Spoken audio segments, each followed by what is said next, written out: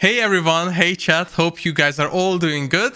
Today we are here with a developer live stream talking about the upcoming update 1.9, and as always our favorite guest Rick is here, our senior community manager. Hey Rick, long time no see. Bence. Hey, yes, it's been a while, but yeah, thought I'd show up for a little bit today and go through a couple of things with everybody. Hope everyone is having a fantastic day. Exactly, and I've seen a lot of people ask about Dennis.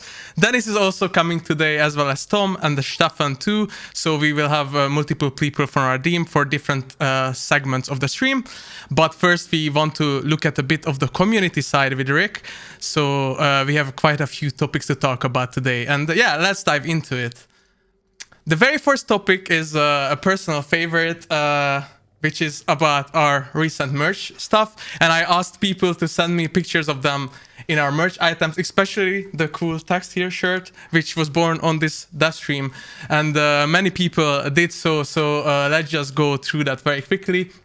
First of all, surprising how this one took off, really, but it's awesome that it did.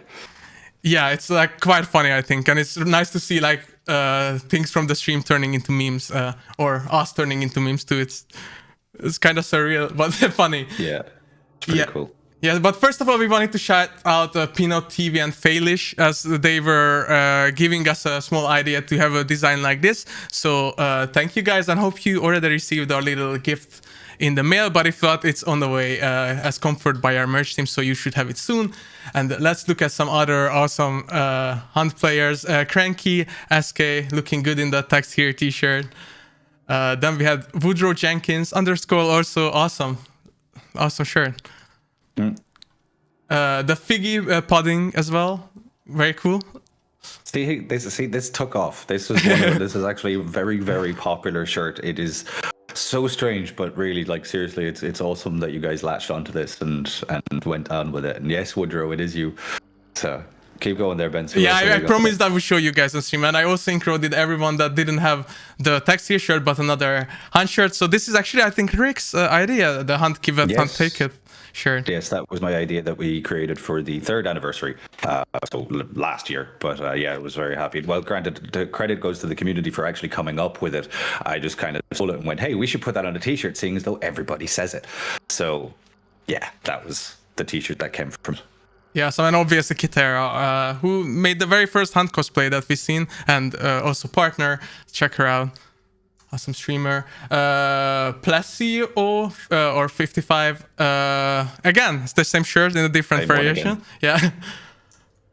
Then we have Helmut, also known as WRTHFL, who was actually on our Gamescom meetup years ago, and he is featuring the awesome Christmas themed or holiday themed spider t-shirt. Or sweater. Then we have Urban Bravo with another really cool design. Chris Sonny, the Hunt Give It, Hunt Take It Away. Eric, your shirt is very popular. It apparently was, at least last year anyway. And then Sigismund. The funny tag with this was that he went running with this, and it did not help to his adrenaline at all. So yeah, but thanks for still sharing it with us, Sigismund. A very good shirt for working out, we have to say. And my plan is, if you guys keep sending us t-shirts to Rick, I throw you into the pack too, or to Rick, to myself, or any other CMs. We'll collect them, and I want to make a big like mosaic at the end of the year, which would be super cool to feature you guys in a real official art like that. So just keep sending them to us. So yeah, like, I mean, the merch, it's great. It's awesome seeing you guys sporting it and everything like that. Like Bence said, we want a lot more ideas, so please make sure to send them our way. And just as well, a huge shout out to our graphic designers for creating all of these awesome shirts for us. Yeah, and just so you guys know, we have almost one design of shirt coming out every week now. So just keep checking that Amazon store, and if you see anything cool, might as well get it. I'm also getting a bunch because there's some really cool design, like this emulator one I really love actually. So yeah. But that's it about the little merch plug, just because I promised to you guys. But let's dive into update 1.9, and Yes. Yeah, let's update everyone on the bugs and what happened recently in that regard. Yeah, so we know that there have been quite a lot of persistent bugs over the last while. We've been listening to your guys' feedback, and we really kind of took it upon ourselves with update 1.9 to make sure that we did as much as we could, and went above and beyond in terms of the amount of bug fixes. We understand that we needed a little bit of take a step back and have a bit of a health check on the game, kind of make sure that we were in a really, really good place. So one of the first avenues that we took with this was the bug fixes. And in this update and through the patch notes, you will see that we have an extensive list of bug fixes. It's actually probably one of our longest list of bug fixes in quite a while. So we're hoping that this should be a good step in the right direction towards improving a lot of different aspects of the game. So that's the first thing anyway. Next, though, we want to kind of touch on one that has existed in the last couple of weeks, the Lamat bug, as I'm sure everybody is familiar with now. So we've communicated on this. We gave as much detail as we could throughout the course of the last week on this topic, and we tried to explain that, you know, we looked through a lot of different avenues when it came to trying to resolve this bug as quickly as possible. Unfortunately, it wasn't an easy one. We had a number of different options. We looked at the possibility of like partially removing it or fully removing it. We looked at trying to see if we could actually fix the bug itself that created with the last update.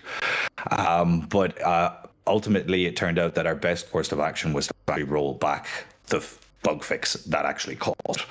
The reason for this is that if we had gone down the route of a partial removal, which it would have involved a small bit of downtime, but it actually wouldn't have fully removed it from the game. It would have still been possible to access the weapon through things like quick play, through the recruiter hunters, through legendaries, and through the spawns in game. So we felt that while it could potentially stop at least one aspect of it, it wasn't going to solve the bigger problem. It wasn't going to cause much of a difference because of the other avenues that were available.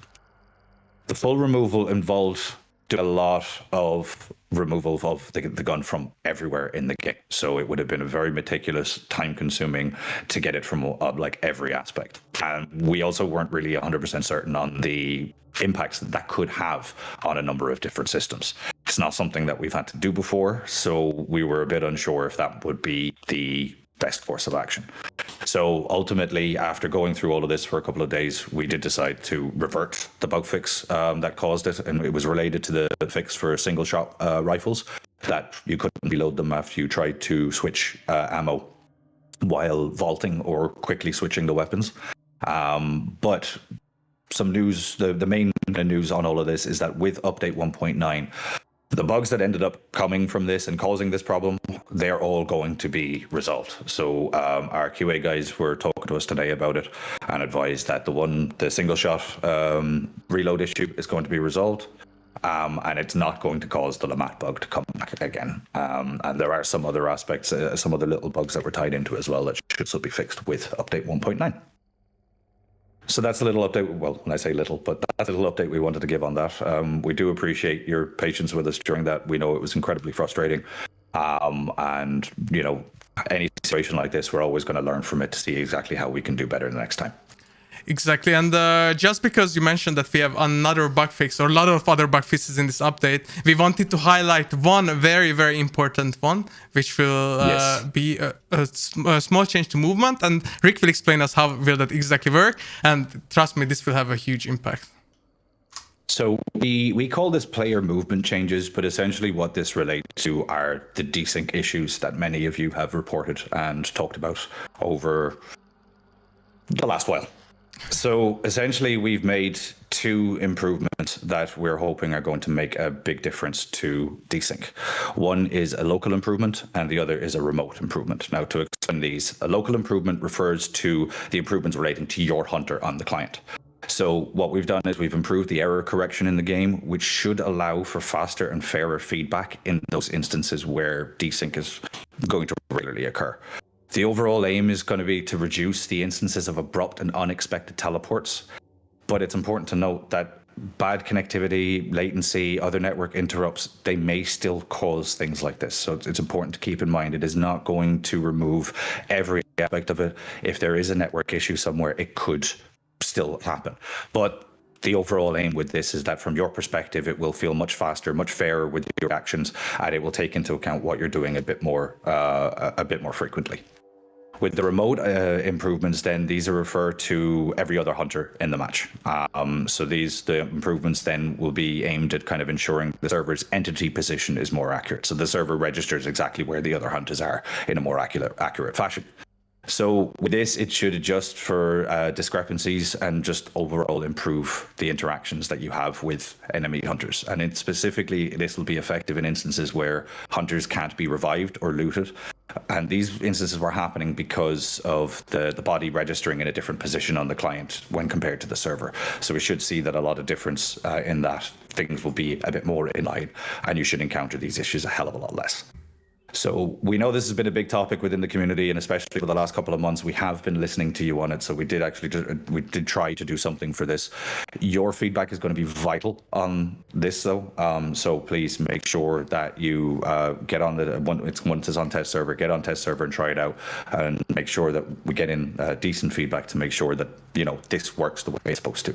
So our tests have shown that there's improvements, but really what it comes down to is you guys stressing the hell out of it to make sure that we've done the best we can, and if need be, do more if possible. Yeah, just to stop you there for a minute, some people you have some crackling in the mic. Maybe if you can just reset if you have NVIDIA voice on or something. We can hear you, but it's like sometimes cuts out for a second. Meanwhile, I see people talking YouTube chat. We do actually see you guys, and we will definitely have a dedicated Q&A section at the very end of the stream, as always, where we will answer your questions from Facebook, YouTube, or Twitch as well. So please try to keep the bigger questions until then. But if you have a question about the topic we are talking about, we can always try to catch your question and answer that right there. Yeah, and if we can test if it's working. Yeah. Yeah, it's if my mic is working any better now. I've reduced it a bit, so. So far it sounds good. I'll let you know if maybe just don't talk too loud or something. It was maybe peaking or something. And with that said, let's go into the new features we have. We'll still talk about it with Rick, and there's multiple of this as well. So let's look at the new summons we are adding with 1.9. Yeah, so we've obviously the quest system came in with 1.8, and we've decided that we mentioned that this was just a starting point, and with every update we were going to be adding more and new summons to it, including summons from that have been suggested by the community. So we've been gathering all of those. You guys have been great at giving us suggestions. We've been using the hashtag #SuggestAQuest on our social media channels. We've been collecting a lot of data and a lot of feedback and suggestions on every aspect of it.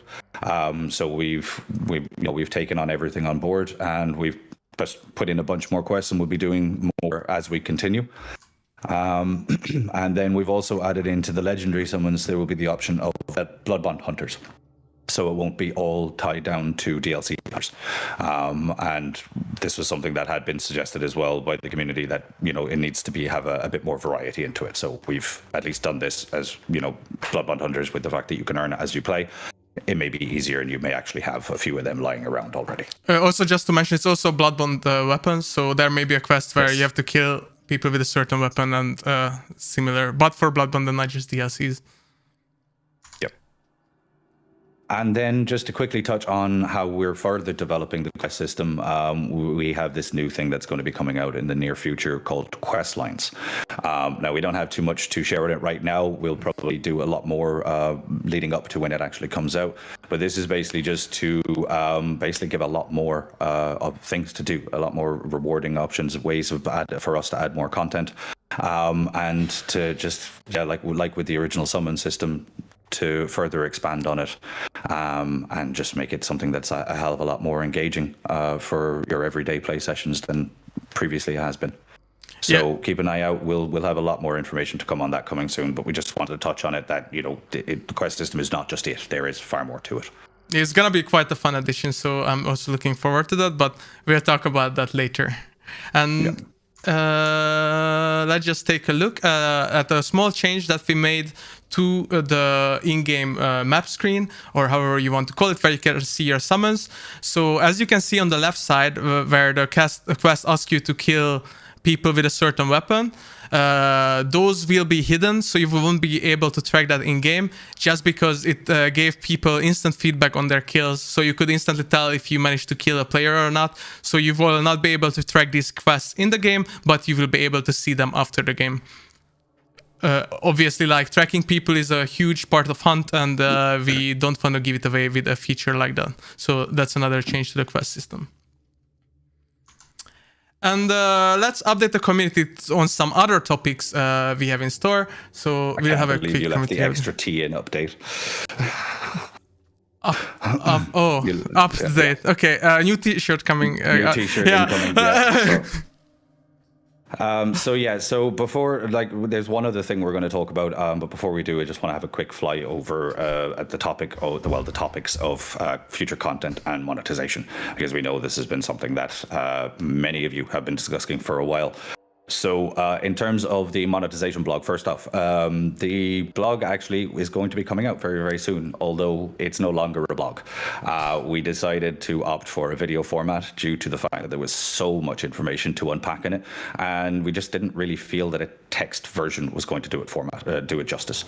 So the video was recorded at the end of last week and is currently going through the editing process, so we should be able to post it later this week.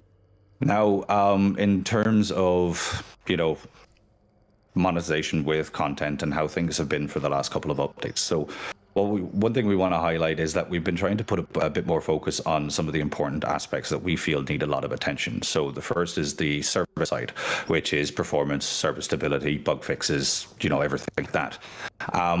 We've noticed that since around 1.7, a lot of these things have kind of performance in particular has dropped for many of you, so we've been trying to put a lot more focus into that, and that's something that is going to come with update 1.9, which we'll actually discuss a little bit later with Steffen, I believe. Yeah, you're right. The other aspect then has been around retention, so giving players a little bit more to do during their play sessions, more opportunities to earn rewards, just everything like that keeps people wanting to come back for more often. And we felt that these have been kind of the vital areas to focus on, because we want to ensure that Hunt continues and grows and continues to grow for a very long time to come. And we don't want to be just solely relying on our events to pull in big numbers for a small period of time and then it go back to normal. We'd like for those things to improve substantially, and we know that we must bring content to do that as well. But on top of that, one of the things we've been trying to focus on is the actual long-term sustainability of Hunt, and that's where the monetization stuff comes in. And we know that monetization is a bit of a touchy subject. Not many people like to talk about it, and we have gotten a lot of feedback that people don't really like what we're doing, but there is a reason for it. We'll get into that a little bit more with the actual monetization video itself that will be coming out later this week. But we wanted to let you know that we have actually been working on content as well. But in the example of like bosses and new maps, stuff like this can actually take anywhere from 6 to 12 months to actually complete.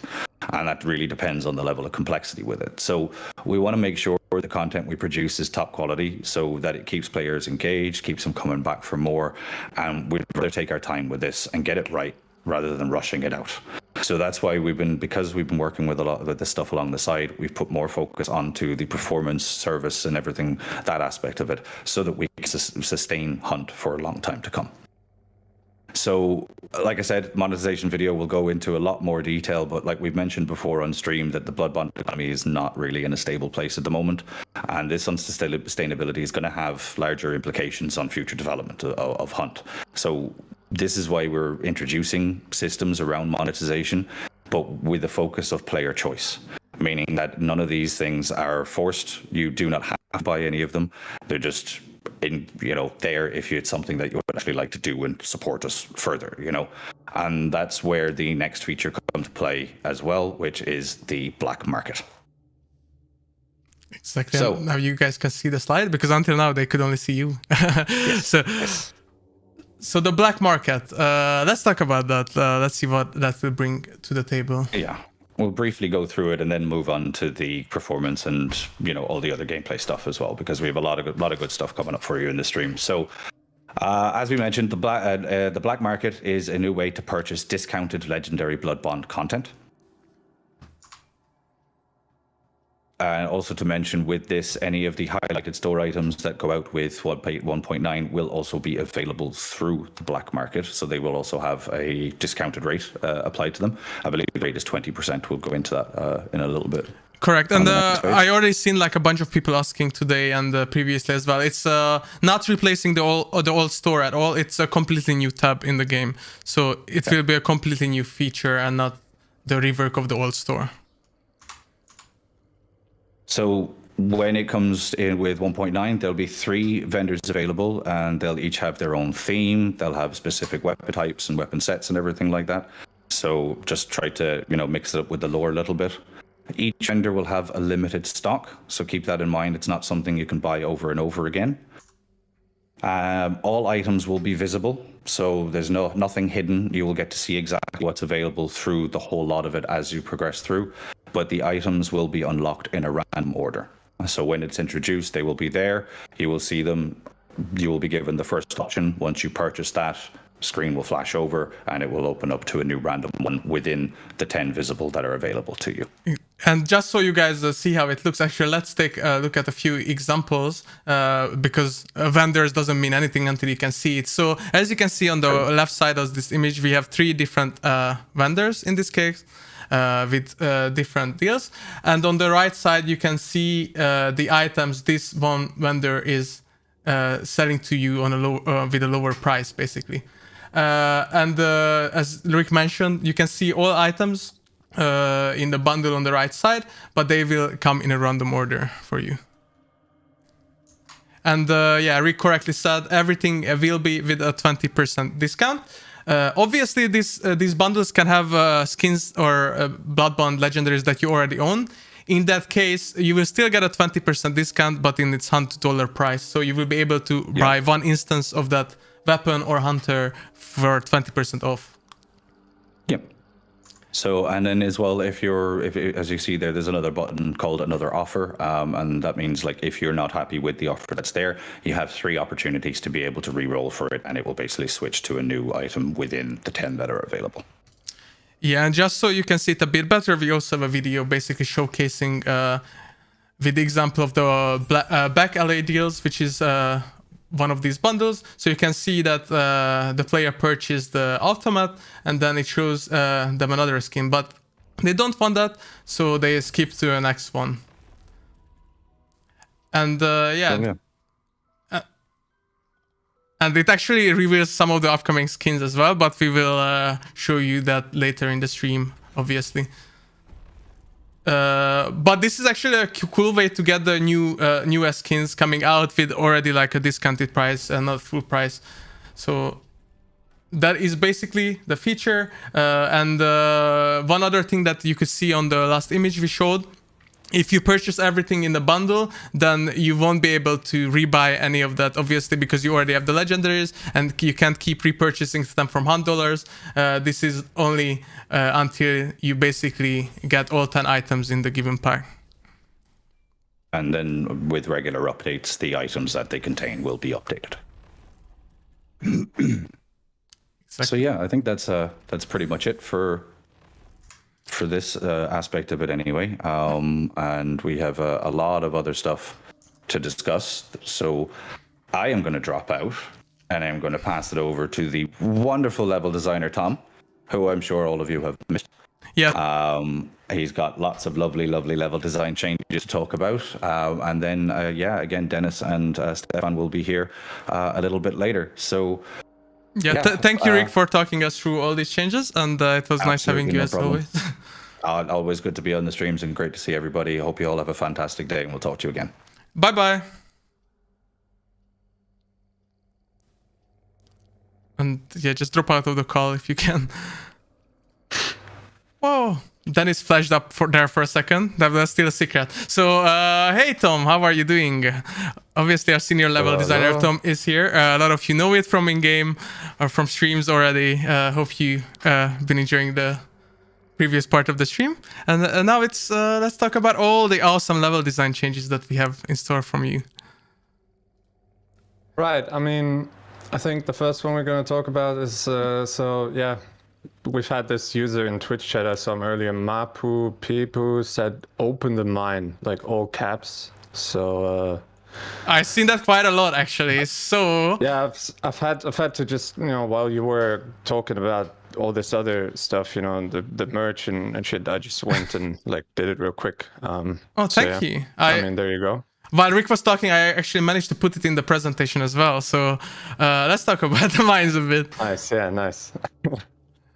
Right, so basically we've opened up the mine underneath Kingsnake. It's connecting this construction side building with the main boss pit underneath, and one big entrance, the one that's been all boarded up, right, towards like the inner yard, the downstairs yard. There's we could hop straight to the pictures. There's some staircase in there to get into the boss pit, a ladder, an elevator, lots of ways to get into the boss pit and out of it. Yeah, here's a previous version. And obviously those that were lucky enough to see these on social media, you could already get a peek.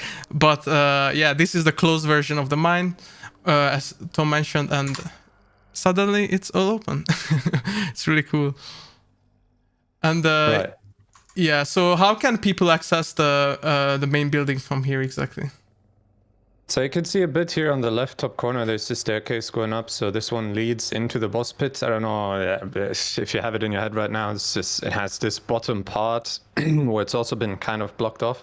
I also know that some people have already found ways to get in there, even on live already, and see like work in progress broken stuff, but now it's all nice and pretty and dressed up. You can see here again the staircase right behind the camera is basically where a new elevator is. This elevator takes you all the way up top, I think.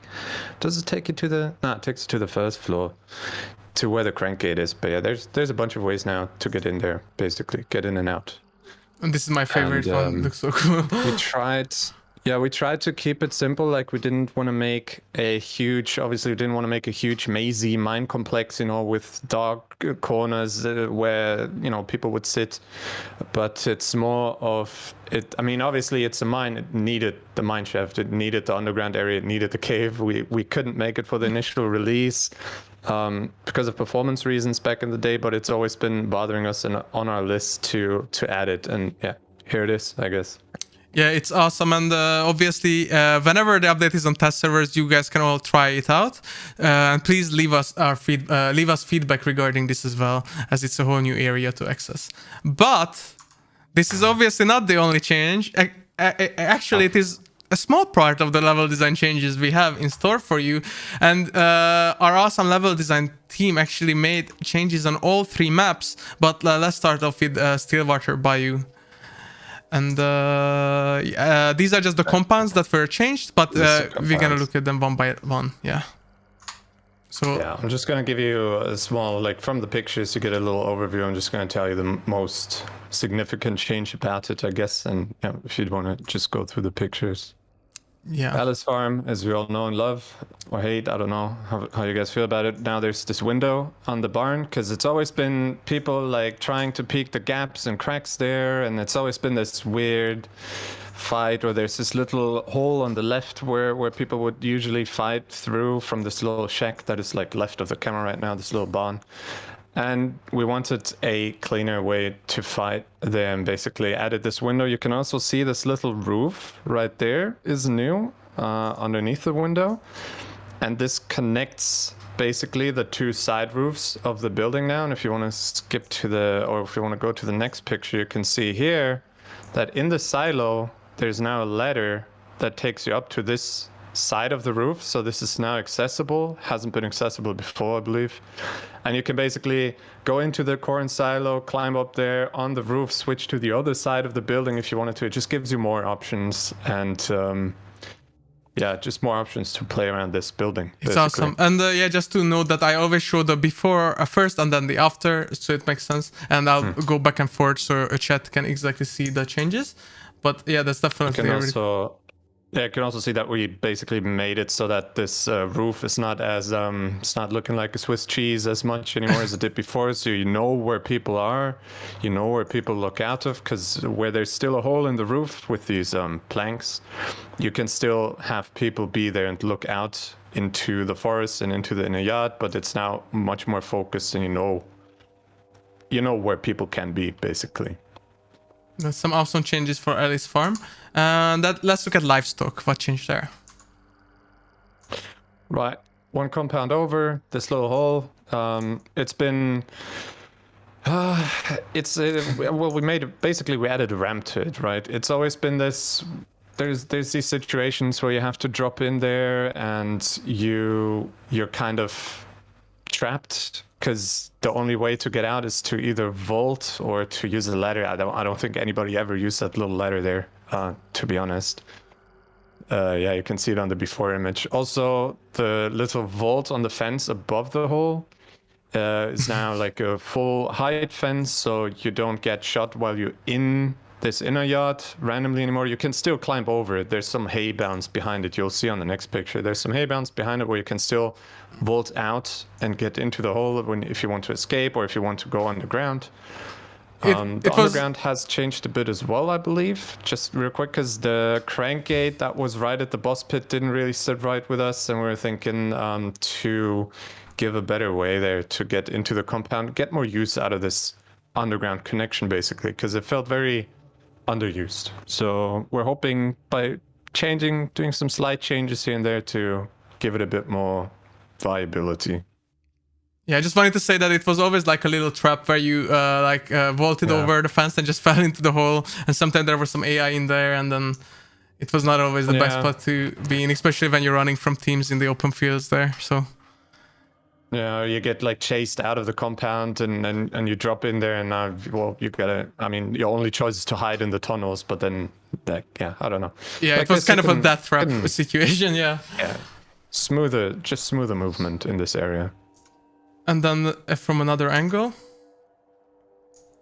Yeah, I can see here as well, like we've also changed a bit the covers around it, so like this tree trunk, is a bit more acting as proper cover now. It's just very slight, subtle changes here. This little crouch hole in the fence, like right in the center of the image there, just giving you a bit more just details, tiny details that we did here that might help in it's very situational changes. And then let's move into the crematorium side of the Again. map. And this is some awesome changes here, actually. Yeah.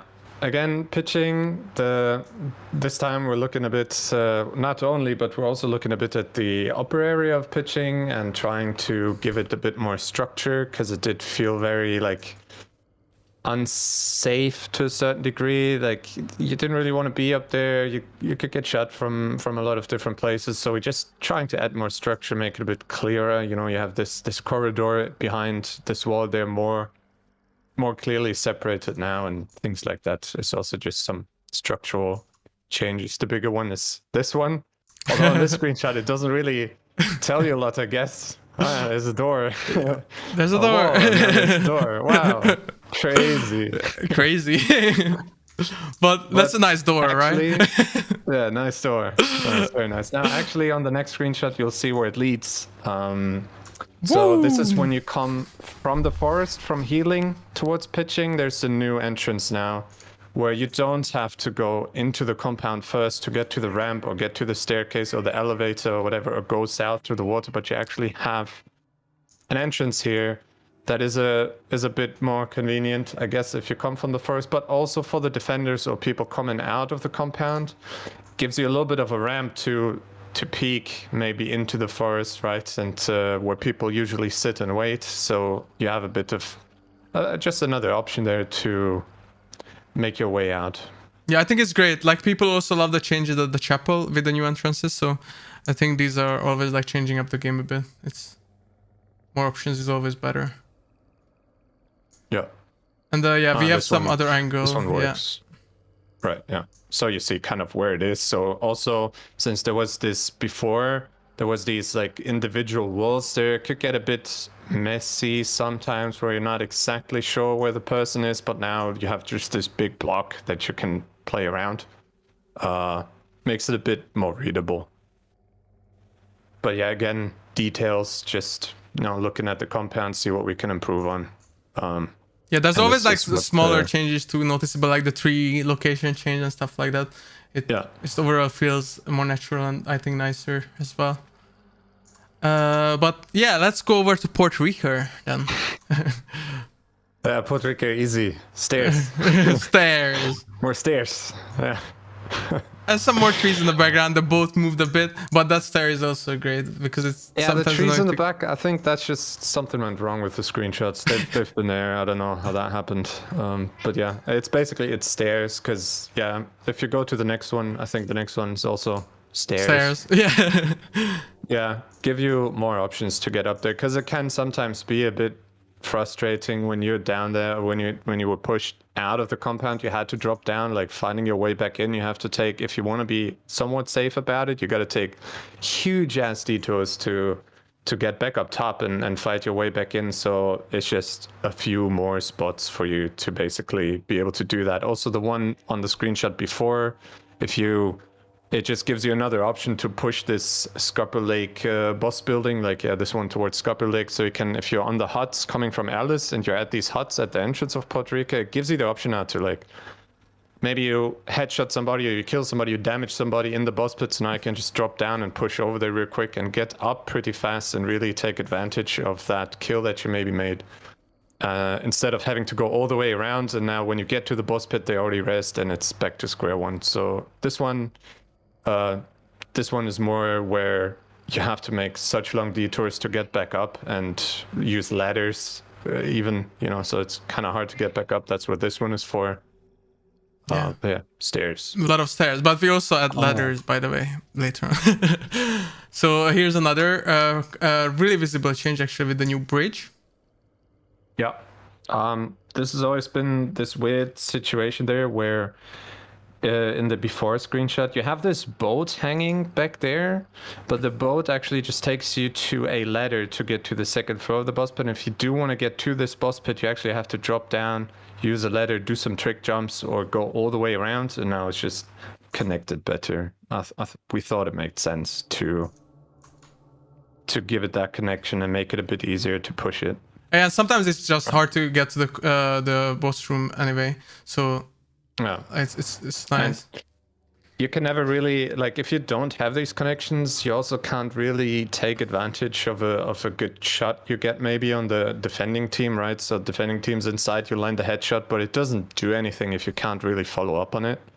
So now, you might be able to do that, where your teammates are maybe a bit closer already to the compound, you're still a bit further back, you manage to get a headshot on one of them, your teammates can push in, or you can push in together, however, you're faster there. Yeah, it's also that will help out a lot in fights. And we still have some changes to Stillwater Bend. Mm-hmm. Yeah, these screenshots aren't really telling. In the back, if you on the test servers. Yeah, in the middle of the picture in the back, there's a new way down, if I'm not mistaken. Yes, so where this little roof is in the center, there's basically a new staircase that goes down, and where the cage, the falling cage door is, there used to be a ladder that took you down in there. So the ladder is gone. The room in there now is a guaranteed resupply room, like where you can always expect some ammo crates. And the entrance into the boss pits is now a staircase that you can access from here. And the reason for that was that a lot of times when you come from the northern part of the map and you come into Stillwater, you're faced with a situation where one team is down in the boss pit, one team is where the White House is in the back there, or in this barn, or mainly like where the White House is, because the White House controls a lot of these entrances. You have an entrance right by the house, you have the ladder in the barn next to it, you have another ramp, and you can see almost all the entrances from this one spot. So it's a very key position to control this compound. And when you then come in from the north, even if you do want to just go down and face the team that is holding the bounty, you have to face the other team first to get there. So now this one allows you to just ignore the other team, go down, get the bounty, which is what I prefer. I go down, I get the bounty from that team, and then I fight the team upstairs. So it's just a bit cleaner this way. It's what we felt like. Tom, chat has been asking you, like, what do you have against ladders? Why is it just stairs now? But no, like, I think the changes are really cool, but ladders are a bit dangerous sometimes. They're a bit dangerous. And as such, I have no problem with ladders. I know I know some people have been asking me to make a compound just built from ladders, nothing else. Diva was a great, made a big request there. Yeah, sounds fun. Ladderland. Yeah, I do prefer stairs though. I'm sorry. Stairs are, you can put traps on stairs, so they have a use. But yeah, that's it for the first map, so Stillwater Bayou. And we have some changes to the other maps as well. So let's take a short look at Lawson Delta with Lumber and Salter's Pork. So let's look at Lumber first. Yeah, Lumber is a small one, Salter's Pork is a big one. But Lumber, you know this little drop down, you can barely see it here, it's where the ladder now is. But in the before, it's you barely even see it, but this was actually a one-way drop to get out of the boss pit into this little area underneath. I personally used it when I was down there to throw nades up there because nobody ever expects them.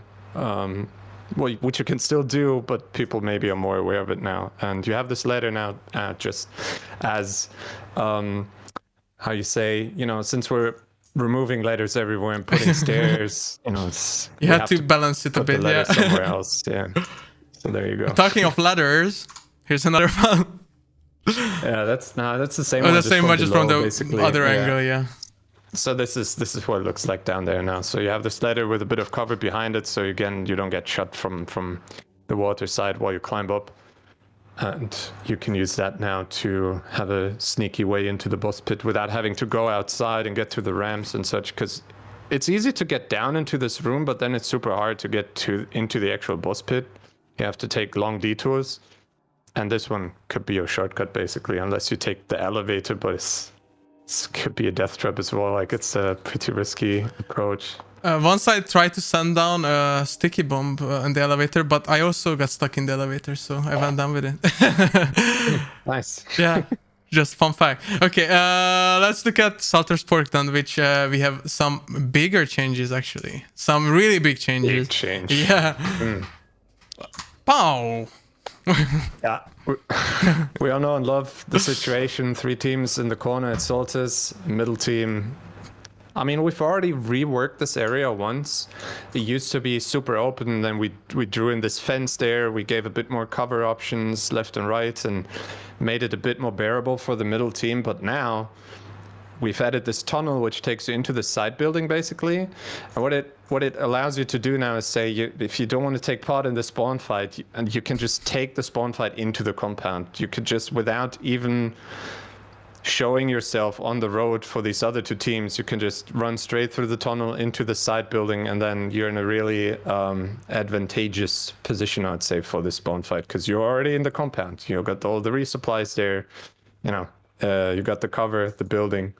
So that's what it is. Also for escaping, maybe if you manage to get your way into the side building, you can use the tunnel as a little way to not having to cross the road. But it's more for the spawn fight situation. It's not really super useful, I guess, for escaping. But for this spawn situation, it's really good if you just want to slide in real quick, you know, get into that side building, and then not having to worry about north and south teams.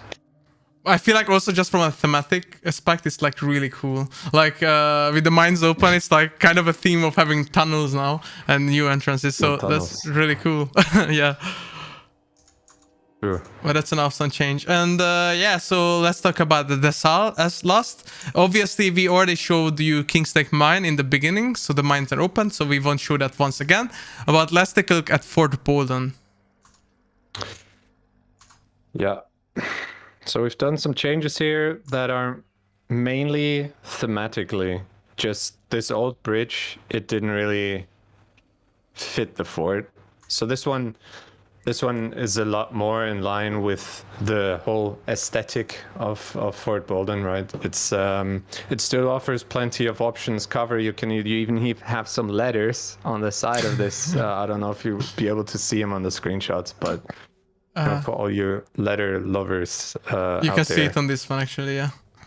Oh yeah, okay. Oh yeah, you can right there. Yeah. So basically, changing the theme up a bit, and just this entire area has been cleaned up a bit. It was kind of unpolished before, and it's now better pathing, better leading, and thematically just more fitting, and it all really ties into this Civil War kind of wooden fort theme. Also here, this bridge was really, it felt too open. So we're trying not to overdo it, but to add some cover, give you some options when you go over the bridge. You get shot, you have some stuff to take cover behind, heal up, drop down, approach maybe from the forest, but it's not this super open suicidal route that you avoid to begin with anymore. And then we have some of the surrounding area too.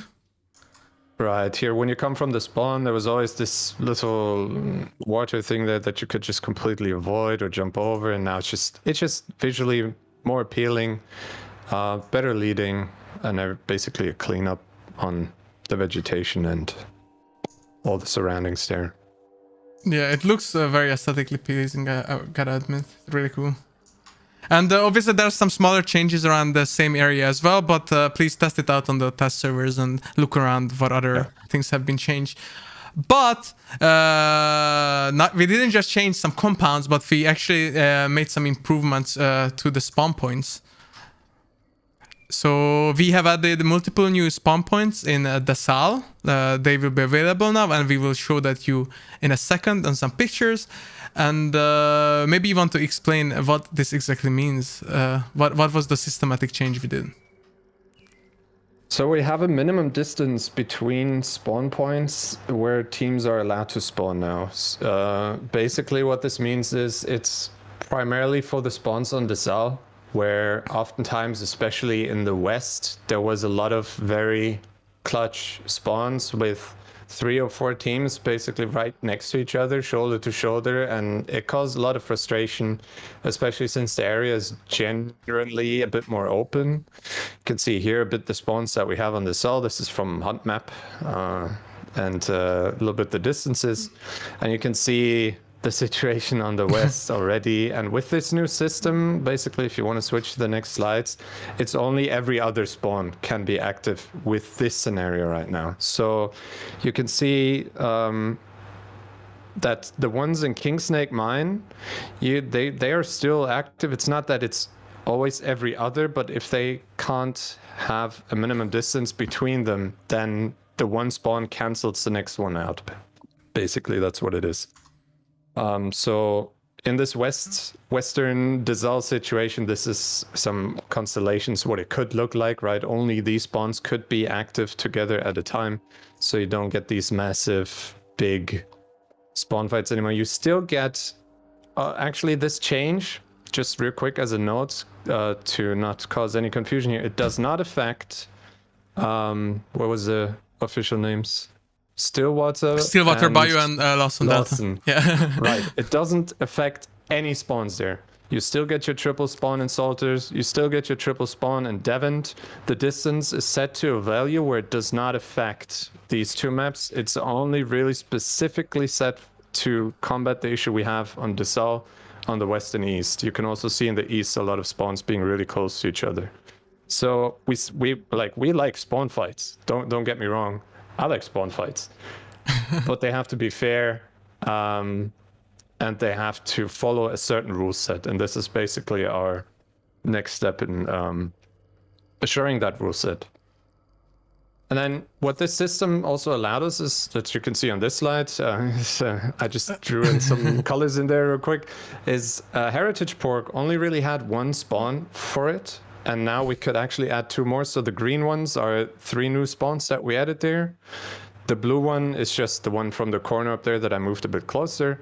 And the red ones basically are removed. So we were able to add 3 new spawns there. 1 is specifically more for Pearl, and 2 for them are for Heritage Pork. And they're now, with this new system, basically the new system makes it that these spawns are not problematic, because otherwise they would be way too close. If they wouldn't cancel each other out, they would be way too close. And this is only a first set of spawn points that we introduce with this new system that we have. We're looking at also the other maps and also other spawn points on this map. But also on the old maps, we're looking at new locations that this new system now would allow us to put spawn points in. And yeah, this is something we are currently looking at for the next bigger update. Yeah, and before we look at the 3 new spawn points, some people said like, oh, but they love spawn fights. We also love spawn fights, even if it's like 3 teams. But sometimes they were not fair, like on the west side, on some of the west side of LaSalle. So we just want to make sure that they are fair. That was the main goal with this change. So Right. yeah, Storm already mentioned this, but you still get them. Yeah. You still get the Blanchett ones, Ellen and Sons Fish, although I hate this one, actually. But you still get them. They're still there. They're not changed. Salted Sport, really good one. Devon, really good one. They still happen. Catfish still happens. Nothing has been changed there. This change really only affects the west and east on DeSalle, and a little bit of the spawn points in the south as well, I believe. But it's mainly it only affects DeSalle right now. But it allows us to add more spawn points also to the other maps in locations where they would have been too close to others with the old system. But with the new system, and they canceling the next one over out, basically, we can put 2 spawns right next to each other and just have a little bit of a variation between them. And the new system would never allow for both of them to be active at the same time. So it would take either or. And this is really cool for us to shake up the whole spawn point situation a little bit. Because it can make a difference. Even if it's just 10 meters this way and look in another direction, it can already make you want to go to this compound rather than to that one that you'd always go to from that spawn position. So Right. yeah, it allows us to do some cool stuff. When you play a lot, you get so used to some of the spawn points. So I think it's really cool to see new ones. And yeah, let's take a look at the 3 new that we've added. So this is one of them. These are the Heritage Pork ones. So this one is basically the one, it's kind of already been there, but it's been moved more towards Heritage Pork now. You can still go, if you go to the left from where this camera is looking right now, you're in Pearl Plantation. So you can still choose, but I think there's more of an incentive to go to Heritage Pork from here. Here's the other for And pork. then it would be, this one could be active at the same time as the one as we've seen before. So these 2 would, so basically the one we've seen before would arrive at the watchtower roughly at the same time that this spawn point would arrive at this little barn. So you get this nice spawn fight over the fields back there between the 2 buildings, which I thought would be really interesting. So again, like this one, taking it more towards there. And then this one is the one I moved more towards Pearl Plantation. Pretty dedicated Pearl Plantation spawn. Nothing much to say there. Yeah. Yeah, awesome. That's done. Thank you, Tom. So please, everyone, go to the test servers and check out all the new map changes and the new spawn point, play around how you like them, and let us know. Tom, thank you for the awesome presentation, and thank you for being on. Yeah. And yeah, see you in the bayou. Hope you had fun as well. See you guys. Bye-bye. Yeah, bye-bye. Thank you. And we are here with the big trio now. So Dennis is back. Hey, Dennis, how are you doing? Hello. How are you doing?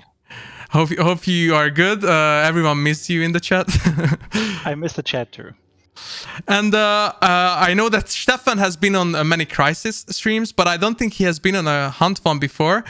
He's an associate producer for Hunt. So hey, Steffen, how are you doing today? Hello, yeah, I'm fine. So it's really great now to connect with the Hunt community. So thank you. Yeah, awesome to have you on. And to start with, we will be talking about some technical features, and it's gonna be Steffen of guiding us through of 3 bigger one of these. So let's just dive into these. Starting with the server stability improvements that we've added in 1.9. Correct. So first, I want to mention. So we are listening to the feedback, and we are aware of the server issues we are facing at the moment. So we're really totally aware of this, but you also need to understand what issues we are facing at the moment, and that's the reason for this first slide we want to go through it, please. Yeah, so the first one is that we're challenging the challenges with a globally open game. As you know, from the beginning, we had an open game. That means someone from Australia can connect to the server in US. Everything is possible. If you have a ping of 100,000, for example, in theory, right, you can play wherever you want with all the friends you have, or just alone. And that is, of course, also very challenging for us now because we're getting a higher player base. We're facing now over 30,000 players, sometimes at the same time. And that means, we need to make some little restrictions in this regards. I'll tell you later why, but it's fair and you will understand what we are changing at the end. Okay, the second point is because of a lot of data going through one channel. That means everyone is connecting to one server. Maybe the latency is very high at the end from the player, and then he's also downloading, uploading data through that one channel. That means there will be coming delays. And now imagine with 30,000 people connecting to one channel, and it's stacking to each other. And at the end, some people experience some lags maybe on the server, and that is also one of the reasons. Yep, globally high traffic. It's known that many people are now home office, for example. The globally high traffic is much higher compared to 2 years ago. And we cannot break any physics, right? That means if someone's connecting from one continent to the other one, the latency is high. That we do not own an own pipeline of internet. Yes, Bence? Yeah, sorry, just to interrupt you for a second. Any chance you could turn your own volume up, because I actually maxed you out, but I think you are audible, but it maybe could be a bit louder for people. Maximum Steffen. Yeah, you are 200% on my Discord now, so the more the better, you know. Some people say it's fine. 9,000 here. Over 9,000. That's exactly the hunt setting. So. Okay, is it better now? I think so. I'll monitor the check. Okay. But thank you. Yeah, sounds good. Yep. So and because of all the reasons I have mentioned, of course, also our backend is overloaded. So it's a domino effect of all these things I have mentioned now in this presentation. And we have also made improvements, which I will also come then later on this point. And on the last point, Bence, please, we also have faced some malicious attacks. Sadly, but it was also one of the reasons we need to take care in the past a few months, and these are the issues we are facing at the moment. But good news is we have solutions in place, and you will know them very quickly in that stream here. Yep. So the goals are, of course, improving overall serviceability. I know it's very easy just to mention over improving server performance, but we have made a lot of work in this regards. And we really looked with the team, with the full network team, also in the backend team together, with the performance team together, in all the areas which areas we could improve into the game. Also in a lot of work with the QA together to profile everything. So with 1.9, you will see a lot of good improvements regarding these 2 points. Yeah, just to mention here, since obviously we already talked about server-related issues in the last updates, we have already implemented some of these, and we are adding more to this update, and obviously in the future as well. But it's an ongoing process, and some things take a longer time. So please bear with us. We are working on this as a very high priority with big part of the team. So the improvements are coming, and Steffen also said this update also has some good improvements for you in store. And yeah, let's take a look at those.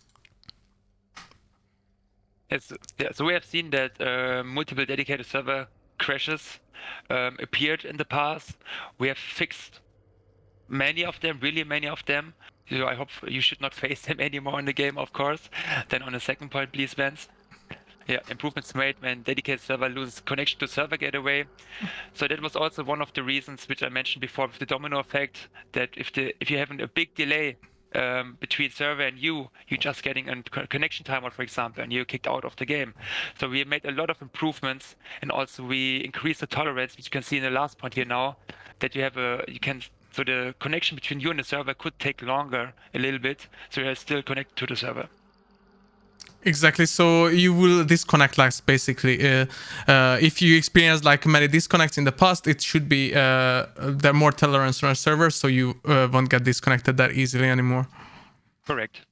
But as I mentioned, yes, with the next points, I will tell you how we will fight against it a little bit to improve also your experience with the hunt game. Yes, so we have now a new system in place for scalability. That means also if we're getting some capacity issues at peaks, that we have this system in place now, which can just intercept all the capacity issues.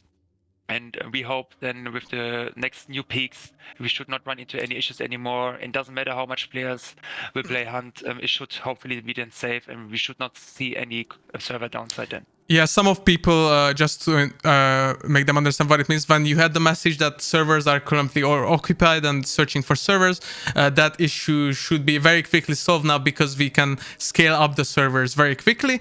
And actually, in 1.8.1, we created a test run of it in the Asia region. But now with 1.9, it is coming to US as well as Europe. Correct. So Asia was our, let's say, test pilot, but now with 1.9 we have also added for US and Europe, and then we should be fine with that. And obviously, this is always a work in progress, and more improvements are coming over time, as I mentioned earlier as well. Yep. Okay. Yep. Match time reduction. That's a big one. I know a lot of people are excited for this one, so let's talk about it.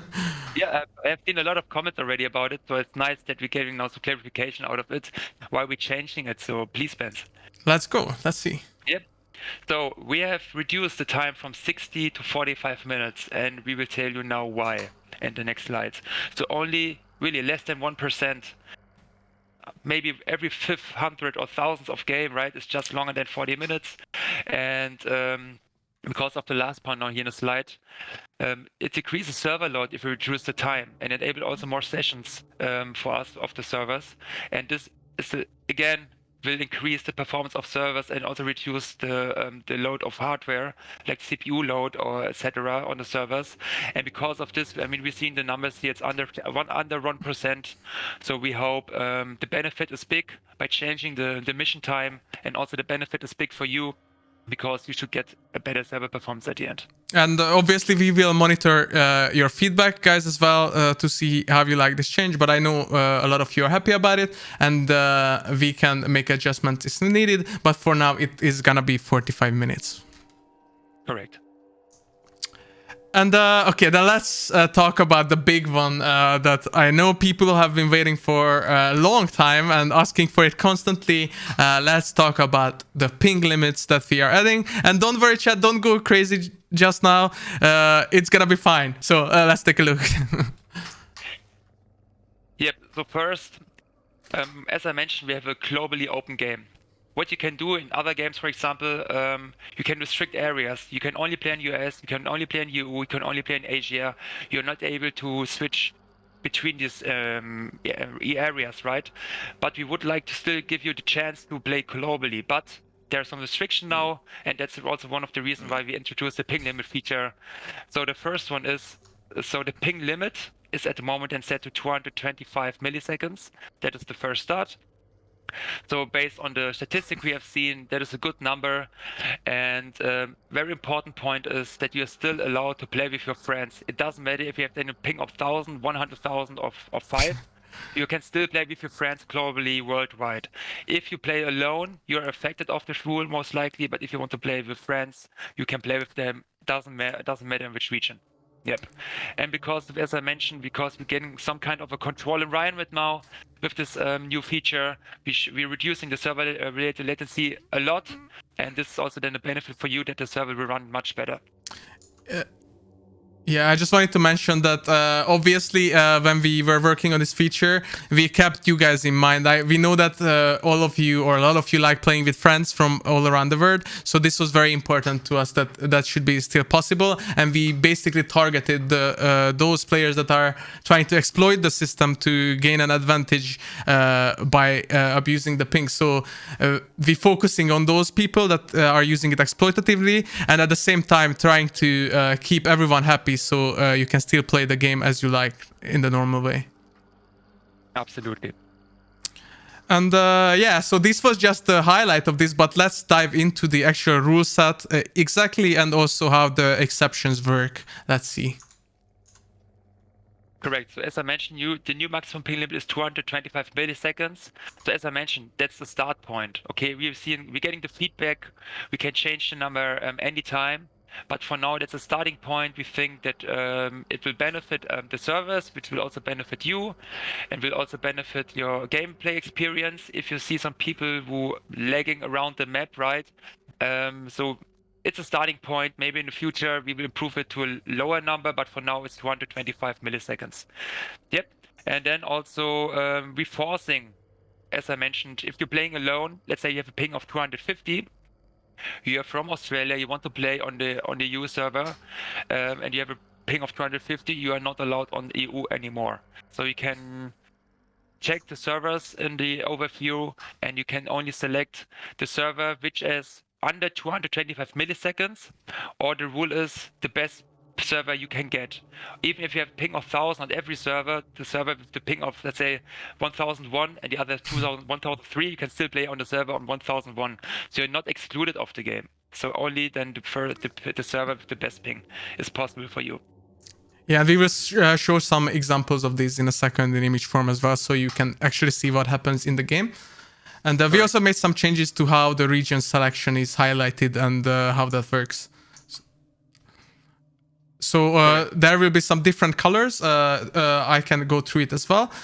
So we will have the blue font available for all those regions with a golden background, which are the best regions for you, so optimal regions with the best ping available. Then with an orange font and gray background, these will be the regions where your ping is medium or not super optimal, but still very playable, so you can easily select those. And then obviously the red one that Steffen already mentioned, like you can see on the Asia one up there, it will be grayed out and you will be logged out of that region. And here is the screen, so you can also see an image example. As you can see, it even warns you that some of the regions are blocked out for you because your latency is too high, so you have to select one very slower. And in this example, you can see that the two US servers are too high, Asia is in the middle, and Europe is where you can optimally play with the best experience. Correct. And also, if you click on the play button and you have a higher ping, this screen will appear automatically and will tell you, please change your region. So don't worry, you don't need to do something manually then. Even if you click on play, you will get reminded, please use the server with the best ping, yeah. But there are exceptions. Exactly. Let's see, like as we established, the base rule is the 225 ping, but there are some exceptions, which are the following. Correct. I touched a little bit 2 slides before, so the first thing is the best person reading has higher ping than 222 milliseconds, but player can still select the best ping region, as I mentioned, so don't worry, you can play anytime. Yeah, just to again tell people what it is. If let's say you're playing from the Antarctica and your ping is everywhere higher than 225, then technically you wouldn't be able to play anywhere. But obviously we want to ensure that everyone can still play Hunt. So we will allow you to choose the server that has the lowest ping out of all the other servers, and you can continue playing on that server. And let's look at the second exception. Yep, so that is of course very important for you. Invite from a friend to a region where your ping exceeds the threshold, but you're still allowed to play it, but you're getting a warning pop-up. That means, yes, you can play with your friend, but it could affect the gameplay experience because of the high latency. But that's the only pop-up we just providing at the moment, but you can play with your friends. Yeah, so this was for duos when you get invited by one friend, and obviously you are also able to play in teams as usual. And in both of these cases, actually, the one that invites the others is the host lobby. So the numbers, the ping numbers will be calculated based on his location. Correct. Yeah, as you already mentioned, Bence, yes. Yeah, and it's the same thing. And yeah, let's just see at some screenshots which shows what happens. So this is the first exception where your ping is higher in every region than the allowed one. And as you can see, you can still select the lowest one to play on. And then here you can see that when you get invited into a game, the game will warn you that your region has changed and that you may it may impact your gameplay if your ping is too high. And yeah, I believe that's it for the region look. If you guys have any questions regarding the any of the 3 topics, so match timer, region lock, or the server fixes, ask it now until Steffen is here. And after that, we are going to move over with Dennis to all the gameplay related changes. Ooh, gameplay. Just one thing I want to add, like specifically to the ping limit discussion. I mean, obviously, like the 225, that might sound very large in the beginning, but I mean, rest assured, there has been some telemetry gathering in the background, so we've kind of taken a more careful step here because we also don't want this to be too intrusive right away. Like, so this is a starting point, and we nudge it closer to other numbers from there. So don't freak out yet. This will be step by step getting closer, but we also don't want to make sure that this is becoming too intrusive right away and locking people out, which we don't want to lock out. So let this feature get refined a little bit along the way and give us the feedback, please. Yeah, feedback is always very important, especially to features like this that affect the community and how you interact with the game. So that's why test server is also a very good place to test this out and let us know how you feel, if it impacted you in any shape, way, or form. By the way, Steffen, there was a question, which, yeah, a very specific case. Like, what happens if you start a game on a region that you are fine with, but like during the game your ping goes over 250? Are you still able to finish that game, or what happens then? Yes, you're still able to finish the game. There's not like a in-game check all the time. That means if you starting to download something to abuse something, yes, it's not the case. But so there's no check in-game. Right, thank you. Trying to look if there's any. Just want to stress it out because I think it's important. We said it a couple of times, but I really want to make sure this hits home. Like, it's important that we can always play at least on one server, right? So even if let's say you're a player from South Africa, right? You want to play on a server, you can still do that. It will be still the same experience as before. It's just that you might be limited in your choice of where left and right you might look for other servers, but there will always be one region at least available to you. And whether you play with someone, it's always going to be the case that whoever is doing the invites is the one the calculation is based from. So you can still play with your friends from across the Atlantic. That's perfectly fine. You just then cannot just go there with your, let's say, European friends to play on maybe some US West server, for example, in case your ping is too high for the threshold. Yeah, that's very important. I also would like to add to Dennis' point. In our statistic we have seen with this kind of number at the moment, you should not be afraid that you're not getting much players on one region, right? There's still enough player base in each region with that threshold number. That means you should find games very easily every time. We will monitor and we will adjust from there. Obviously, this being a thing that will go on to the live environment, and once it goes to the test server, which obviously has bigger exposure, also means you will see data clearer there, and then we will also adjust further from there. Like this is something we're monitoring very closely, rest assured. Yeah, awesome. Someone asked if the $100 reward for the reused match time, will that be affected by that, or do you still get the same early extraction bonus? But I believe it will be exactly the same, so it won't be changed. I'm not aware of any change there. Yeah, but obviously we will have a detailed patch notes up as soon as the update hits test server, so you will be able to read through all the changes in detail as well there. And I think that it is for now from the technical feature side. So thank you, Steffen, for joining us.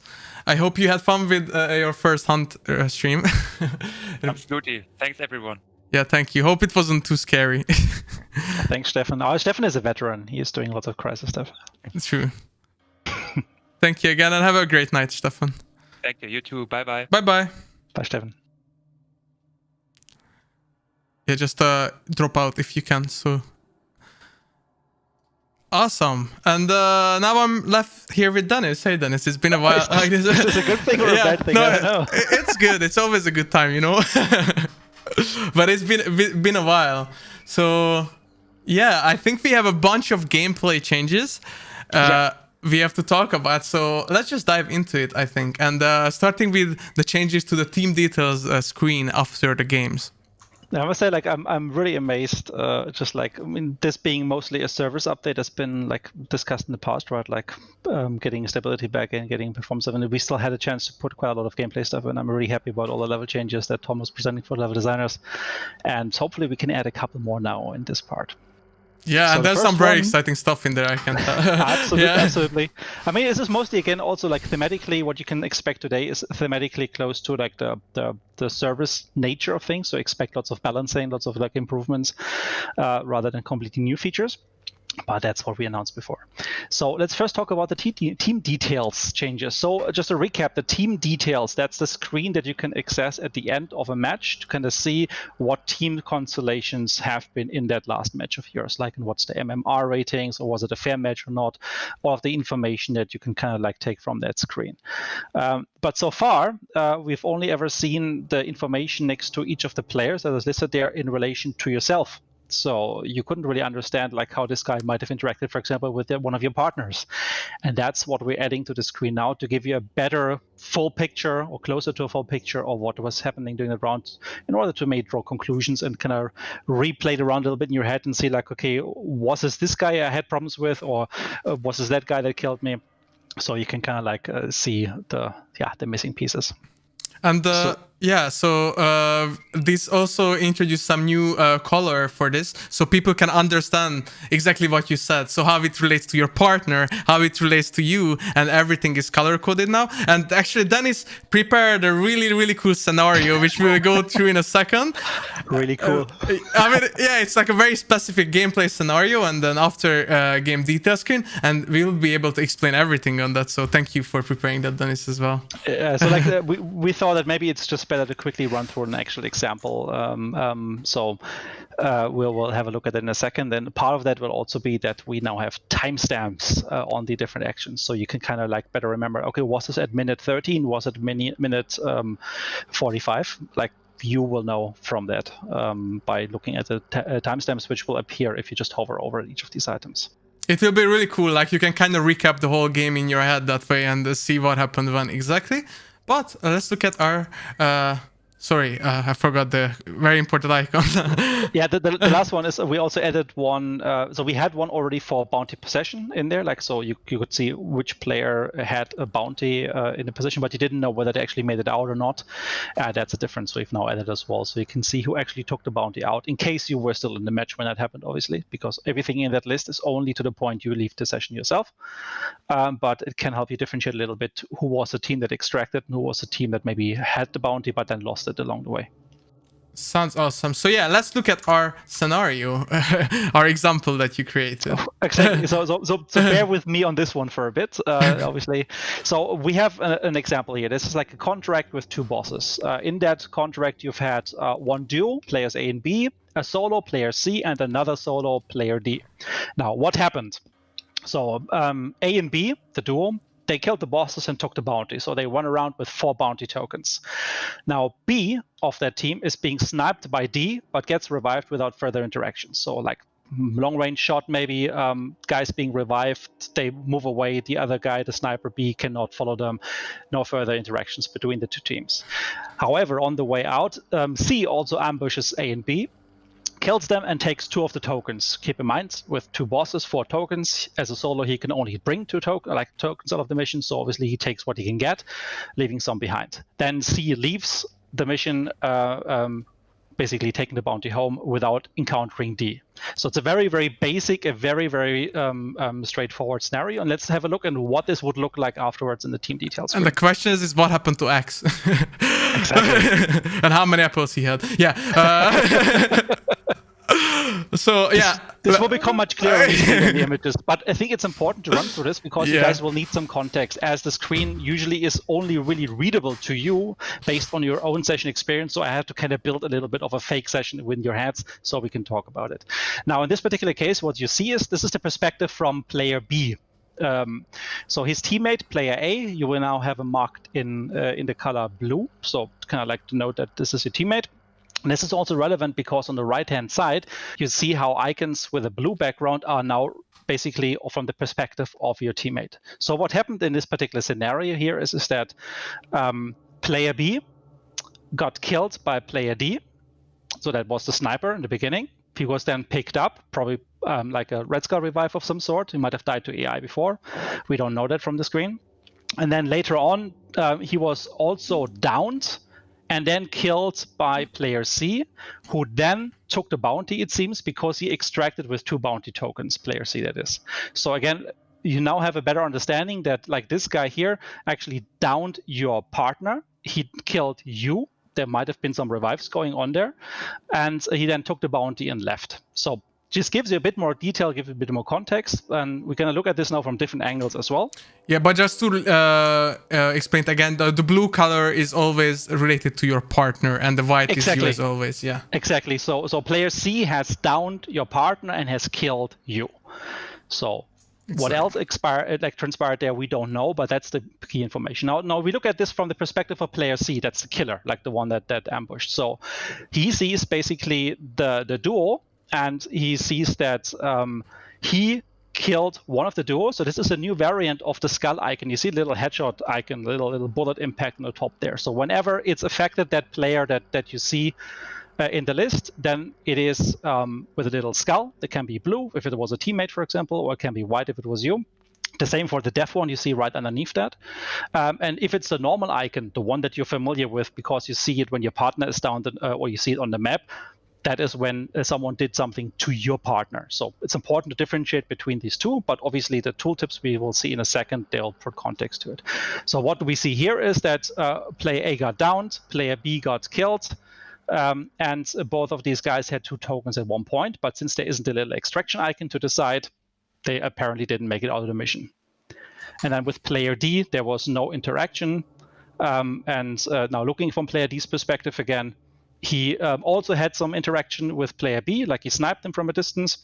He didn't have any interaction with player A, and both of those had like bounty tokens, but again, they didn't make it out. But player C, the one he didn't have any interaction with, actually took the bounty and extracted with it, but they didn't meet at all.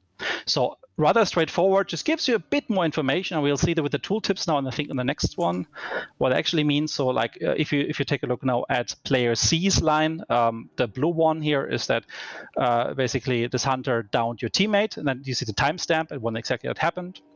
And then with the next one, you can see actually multiple events here, and this is something which is a little bit of a bug at the moment, because normally if there's multiple events, you would see a little yellow icon on the bottom right corner of each of those, just to denote that there's more things that occurred there in case there's multiple actions. That wasn't in this example where we took the screenshots from, but still you see he kind of downed you at one point and then he killed you a little bit later. So probably that guy got killed during the revive or right after, since it was so close to one another. And then the last one here is the bounty point. So he kind of took 2 bounty tokens here, and then he extracted with a bounty a little bit later down the line. So again, just gives you a bit more context of what's going on, adding now the information of the teammate into this as the primary thing, but also giving you a bit more context to what happens with the bounty in terms of possession and extraction. Yeah, exactly. And I saw that some people think this was confusing. It's because we looked at from 3 different teams' perspective. But when you have the tooltips and when you get used to it, it's quite straightforward, and you get much more information out of the game actually than before. So I think it's a great change. Yeah, so it was important to just run through this example now, because people want to probably rewind a little bit afterwards and just like take notice and dissect it. But this will be so clear the moment you will be on the test server and actually try it out yourselves. It just adds more information to the rules that you already have. It just refines a little bit more. And also please check on the patch notes then later on, where you can see this all written down a little bit more in detail as well. So that was the complicated part. Let's go to the easy stuff. Okay, so let's get into weapon-related stuff. And starting off with some audio improvements that were made in this update. And this is mainly done to distant gunshot sounds. Sadly, we can't give you the exact distance, but it's about a compound distance from you, where you hear a shot. And they will have a different sound effect for you to better understand what is really happening and their distance. So better readability audio-wise. And in a second, we'll also show you some examples of this. So yeah, as I mentioned, this applies over long distance shot, and you will be able to differentiate very well between shots that happen outside in an open area and between shots that happen inside a compound or underground and such. There will be a very different audio to this, and you will be able to tell the difference. So Yeah, but before we get started with the videos, so there's this one thing that you guys are probably very familiar with, is that at a distance right now in live, it's very hard to differentiate whether a shot was from indoors or outdoors. So you really only get that difference now if you're very close by, let's say, I think within 200 meters. But anything at a distance, there was no noticeable difference whatsoever. So you couldn't really tell if like a shot came from the southeast, if that was like maybe from an underground section, or if that was like from an indoor area. So that is what changes primarily now, that you can have a better chance of understanding where the shot originates from, even at longer distances. Exactly, and it's actually very, very audible, and we have 2 different examples for you. So we will shush up a bit and let's watch the video. So on the map you can see the distance between the 2 players. This is how it sounds in first person when you shoot. Obviously. Yeah.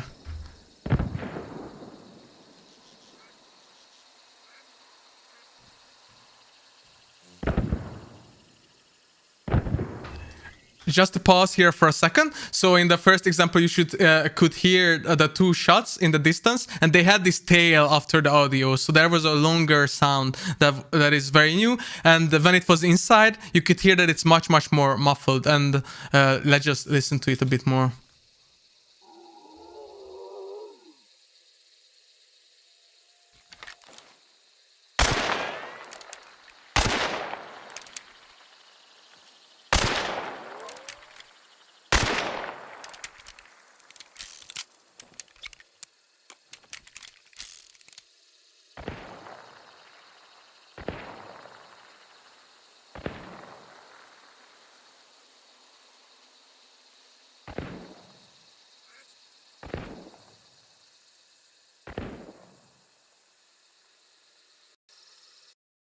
So yeah, what you could hear here basically is really the tail, right, that gave it away. If it's more kind of muffled a little bit, then usually it's an indoor sound. If it has a long echoing tail, then that's the outdoor sound. And before, like what's currently on live, this was only really a thing up to a certain range, but not over long distances. And now the new system allows for that level of granularity even at distance, and that just makes the whole thing feel a lot nicer and actually gives you a chance to kind of like tell from that a little bit more where the shot might be originating from. Exactly. And by the way, Dennis, meanwhile, I figured out why there's so many first-person shots. I think it signals to the other player to shoot, so they, So I'm pretty sure that's why. But we have one more example to look at. It makes sense. Yeah. So let's see. I think it will be an uppercut and the sparks. I think so.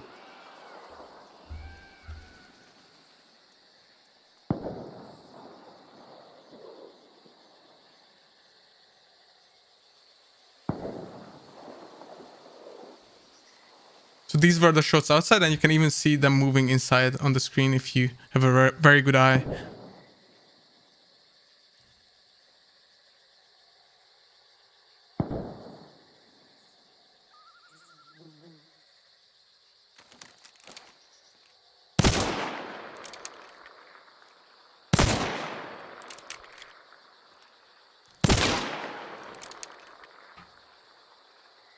And now it's gonna be the uppercut.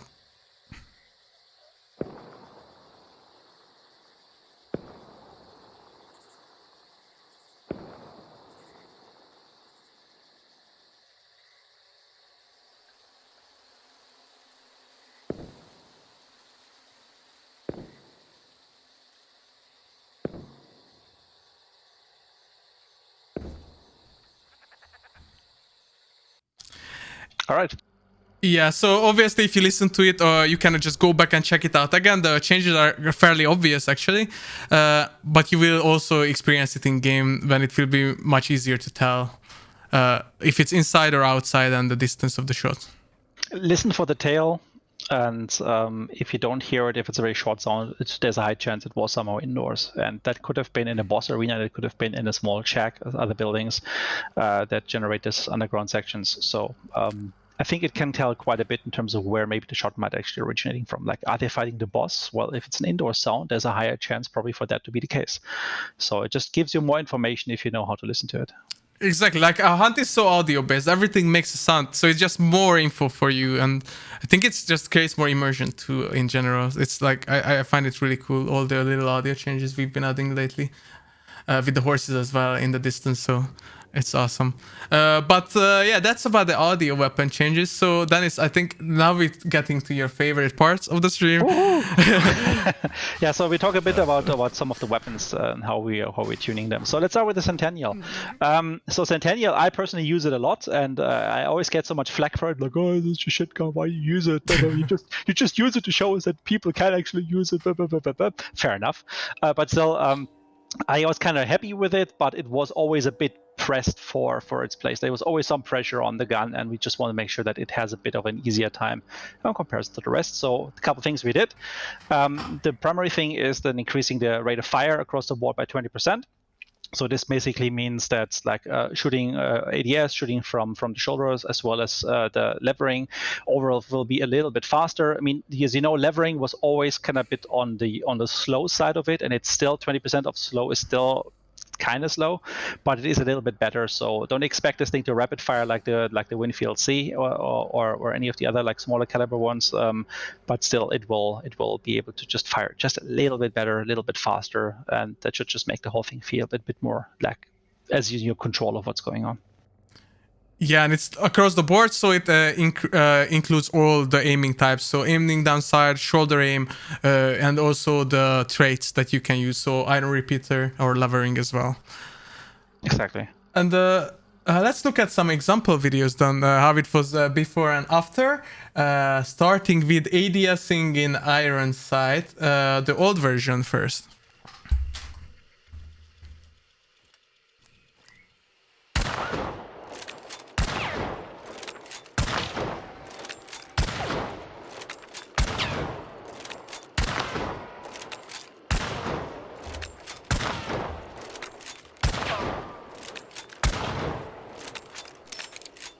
Yeah, so that was the old one, and let's look at the change with the increased rate of fire.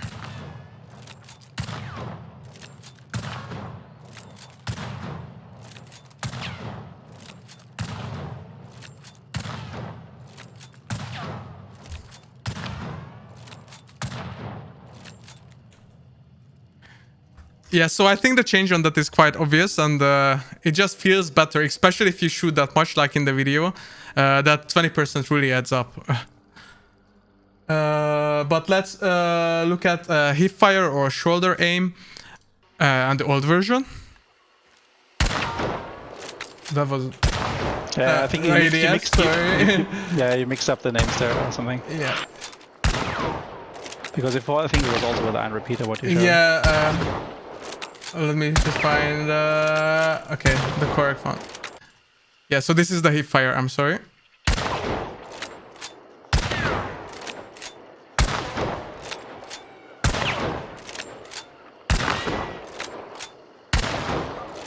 So this is the old hip fire again.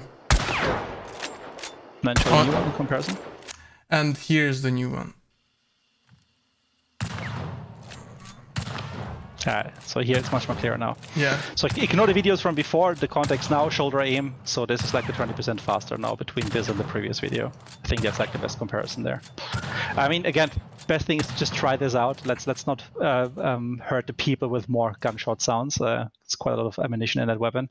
But I think they got the point. Let's move on to the next one. I just wanted to show the levering example once. Okay, fair enough. Yeah. Fair enough. So this is the old one. And here is the new one. Yeah. I think this is really cool. Yeah. It's like the 20% on top. It really makes a difference. Like before, it kind of felt like, so why is it not doing anything now for like split second right before it continues? So it felt a bit robotic, and now it feels a bit smoother because of that. Obviously, still same of control issues as before, and it's still not the, I guess, most reliable of leverings. I would still prefer the Winnie C when it comes to that, but it does have it does give more of a fighting chance now. Right, so again, make sure to like play around with the Centennial on test servers and let us know how you feel with all of the changes regarding it. Rate of fire. Yeah, so I've seen people asking what is ROF. As Dennis mentioned, it's rate of fire, and after the videos, it should be quite obvious as well. But let's move on to the terminus changes, Dennis. Let's see what's there. Yeah, so it's the same treatment there, but differently.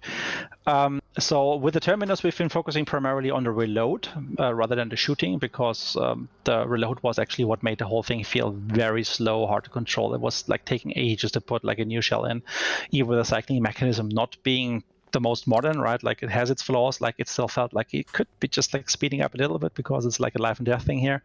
And now by increasing the reload speed by 20%, it just makes the whole thing a little bit better to kind of top up, and it doesn't feel like you're losing so much time between shots, and actually gives you a bit of chance to respond. And we also at the same time did a little bit of a smoothening pass across the firing animations and the timings there, and that resulted in roughly 5% of a fire rate increase as well. Exactly, and we have some old and new examples for this as well. So let's look at some of the old version, and this will show a bunch of stuff actually. So this is hip fire.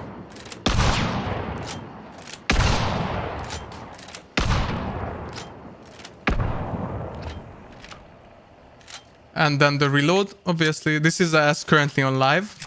Yeah, the old one, slow one, takes you ages. It was always so slow. That's why it was not my favorite shotgun to use, actually. So, like, it gets you there eventually, but you're probably dead 2 times over already. Exactly. And this is the ADS. Yeah. And let's see how it's changed in 1.9. So, hip fire. So you can see like this very, very minor increase in the rate of fire. So it's just a little bit, it's more of a cleanup. But here, this is where the magic starts. So this is where you actually reload this thing and actually have a chance. It still takes a long time, obviously, to put the rounds in, just like with any weapon, we reload one round after the other.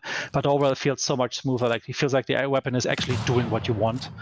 And that helps quite a lot. Exactly. I think in general, it just feels a bit smoother and not that super mega clunky when you reload. And let's look at the examples with the levering as well for this weapon. So the old version on live, like as in live. As you can see here, like it kind of fired slow, but fired steady. It was more about aiming, which was the issue, like getting the target back on your sights. And there isn't too much of a change here against like the 5% change roughly that translates into it. And obviously the last trait that affects it is the iron repeater. I can also show here.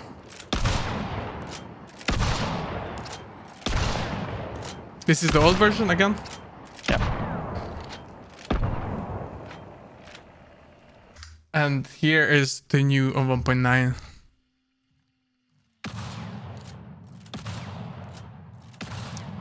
Okay, just a slight little change. Feels a bit snappier, right? Like just a little bit. I think you can actually tell. Like I know it's just around 5% change, but you can still feel it a bit smoother in general. So I really like it. Yeah, so like between the Centennial and the Terminus, I mean, both weapons that I really enjoy playing, but like they have always had a bit of a, like they're always like one step below some of their competitors, and that hopefully just evens the playing field a little bit, brings them back up more as valid choices for some people. Awesome. And but that's not all the balance changes we have, and we have a very big one actually, I guess, in terms of excitement. Ooh, which is a change to the long ammo pistol balance. Yeah, so for what we will talk about now, it will only affect the uppercut for the moment. For now, yes. that might mean there might be other things up in coming out eventually or soon, or maybe a bit later. We don't know. We'll talk about it more in the future. But this is in preparation of that, but obviously also will affect the uppercut, we think, for the better. Exactly. So this is basically, I mean, just showed the next one already as well. We're going to talk about them together. So this is going to be shifting, side shifting the weapon slightly, about reducing the damage at close range just a nudge, just a little bit, while retaining actually a bit more damage than it does right now. Over distance. So the idea behind this is that we would like the uppercut to no longer down someone at 125 hit points at the same range it does at the moment. It will still be able to do it, just like 10 meters less than it can do right now. So right now this is, I think, 30 meters. It can do that, and it will be around 20 meters now. So just a small reduction in its base damage in order to achieve that goal. So it is below 125. On the other hand, however, it retains a lot more of the damage over distance, which means you can actually kill people on their last 50 even further out than before. And it has some knock-on effects also, obviously, for the headshot range, so effective range in order to snipe people at distance. So let's have a look at that in the graphs. So this is, I think people will be kind of split whether they call this a buff or nerf. We don't think it's either. We think it's a side change that kind of shifts the weapon just a little bit. So if you take a look at the old one, the orange one, you see its starting point is just a little bit higher than that, and that meant that you could get to 126 damage like at 30 meters, and with a changed version, it's going to be around 20 meters. So that's where like a bit of a nerf is happening in the short range.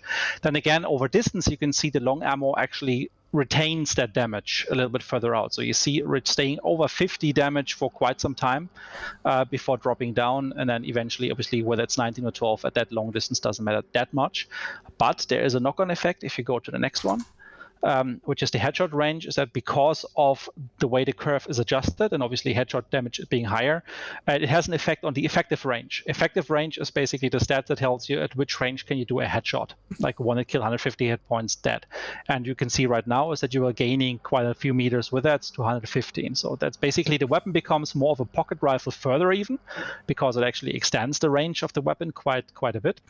But it is becoming a bit less flexible, less of an all-rounder up close, where maybe some of the other pistols will be a better choice for you. You have to make that your choice yourself, obviously, because you can't just easily kill that dude that you downed earlier, maybe just down it one more time just with a body shot, because it might do now less than 125 damage, rather than being reliably above before. Again, this is only for this very short distance of 20 meters we're talking about.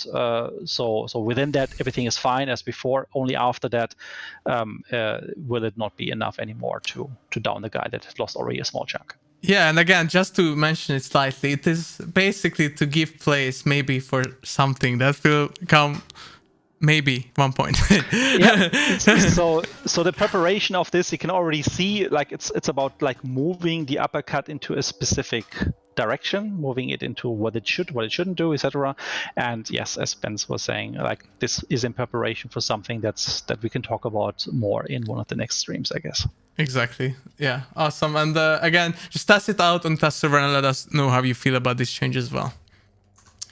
And I've seen people already mentioning or asking for this in chat, but let's see what happens to the slugs. So the slug balance pass. Yes, slugs is a big and important topic. So first thing we're doing for slugs is we reduce the effective range for medium barrel length variants. Now, what does that mean? Primarily, like with the shotguns, when you shoot shot, for example, there is a clear distinction between the different barrel lengths of shotguns we have in the game. So like the sawn-offs being like short barrels, then we have the rival, the slate, as well as the Spectre with the bayonet being medium barrel length, and then we have the Romero, the full length Spectre, as well as the Auto 5 being long barrel. And that has an effect on the choke, it has an effect on how the weapon spreads when you fire a shot. However, it did not really have so much of a difference when it comes to slugs, and that's something we're changing now. So until now, slugs have only been separated between the sawn-offs and the others, which means in practice, the slugs are fired from, let's say, a Spectre with a bayonet and a Spectre without a bayonet has been pretty much the same. There was no clear distinction between that. The only difference was that obviously the bayonet gave you a stronger sway for aiming, which actually mattered for slugs. But the actual projectile was identical. Now, by introducing this difference is that we can now bring a bit more balance into the weapons that we think on the slug range they kind of need that the most. So primarily the Slate and the Rival. And obviously has a knock-on effect for the Spectre bayonet as well for consistency. Now, those will have just slightly less damage.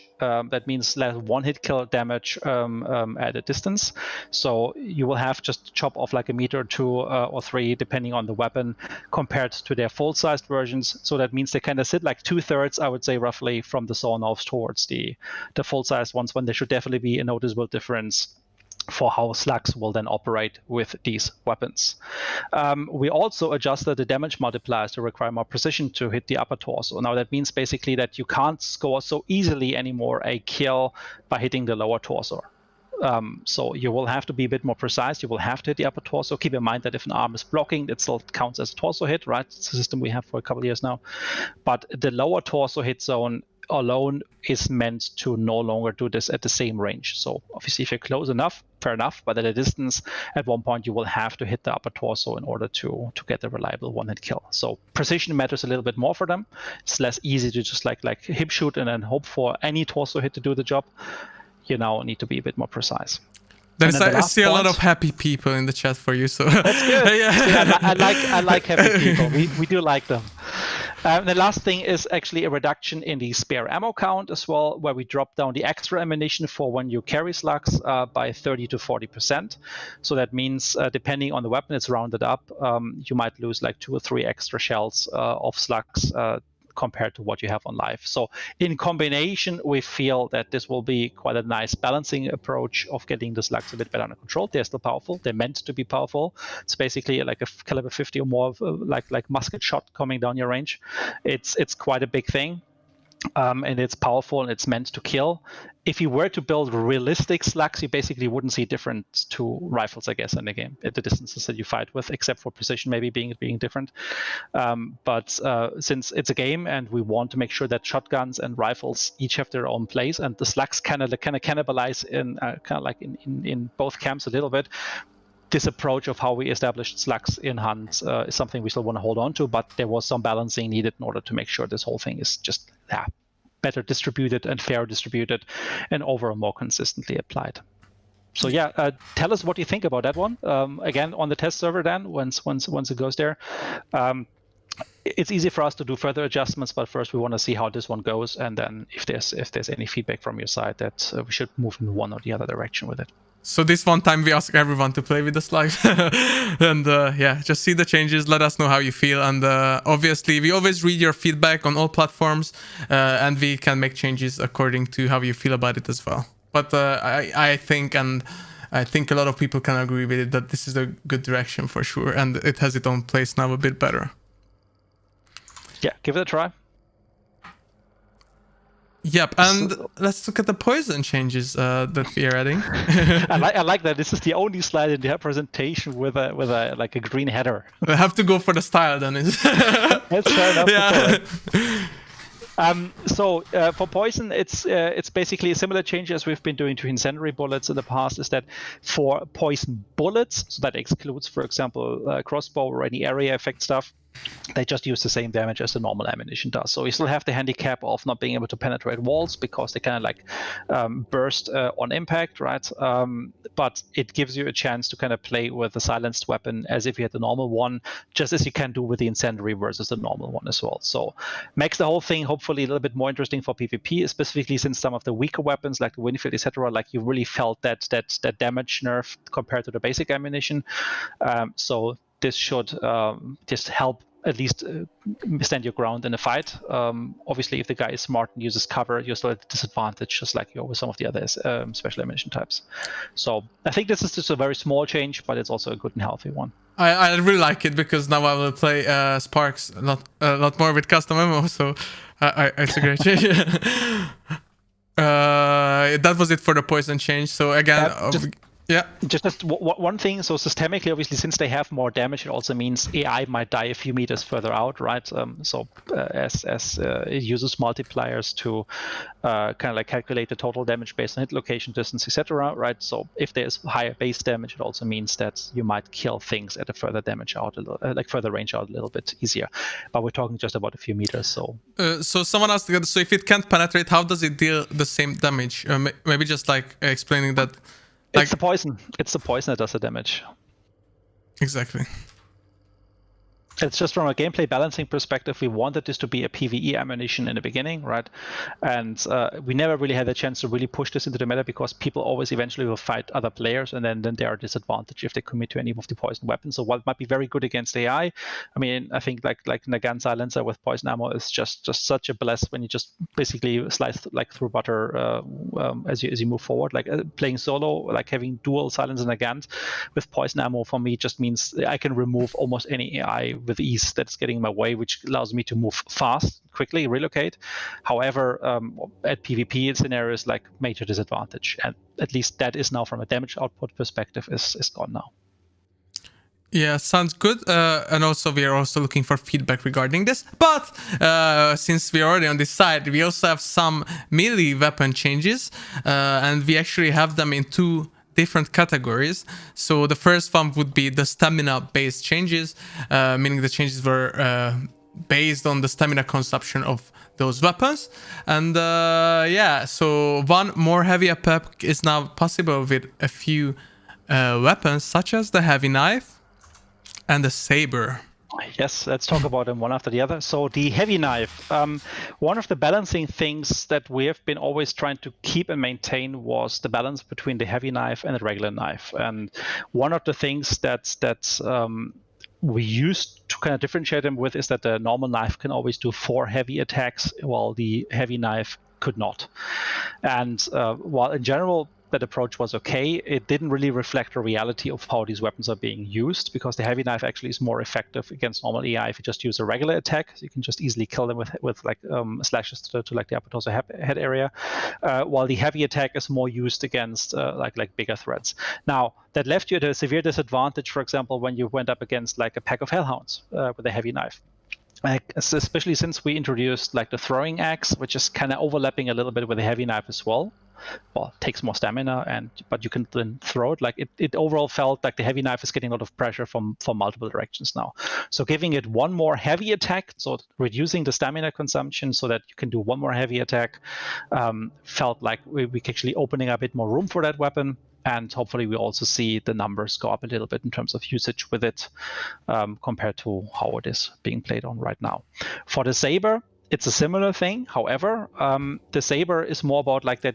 We felt most people usually bring bayonets if they want to have that type of gameplay. And that means you can get a gun, you can get the stab attack. Usually, like 2 or so stabs is enough to deal with most things coming your way. So the dedicated saber felt sometimes as if it's a little bit out of place. Like why sacrifice that one slot that you could use for a pistol just for this added melee option? So at least we want to make it sure that like it's a bit more worthwhile, even though it wasn't probably the biggest of an issue, by just giving you also one more heavy attack you can do with it, just overall making the saber a bit more of a flexible choice. Yeah, I think those will be appreciated by especially those that love the heavy knife like myself. So great stuff. But as mentioned earlier, we also have a different category of melee weapon changes which were based on damage, and this will affect the machete first of all. So let's talk about the machete first. So the thing here is like we didn't want to do anything with stamina on this one because we felt like machete already is pretty economic when it comes to stamina consumption, specifically the regular attacks. You can just like kill them almost like any AI coming your way easily with 1 or 2 strikes and don't run out of stamina that easily. So it wasn't a problem, and instead we felt like the weapon is just a bit underperforming. So what we did is increase the heavy attack base damage slightly. It's not going to insta-kill players, so we didn't take it that far up. We remember some people have been with us for some time, and you know how the machete was in past days.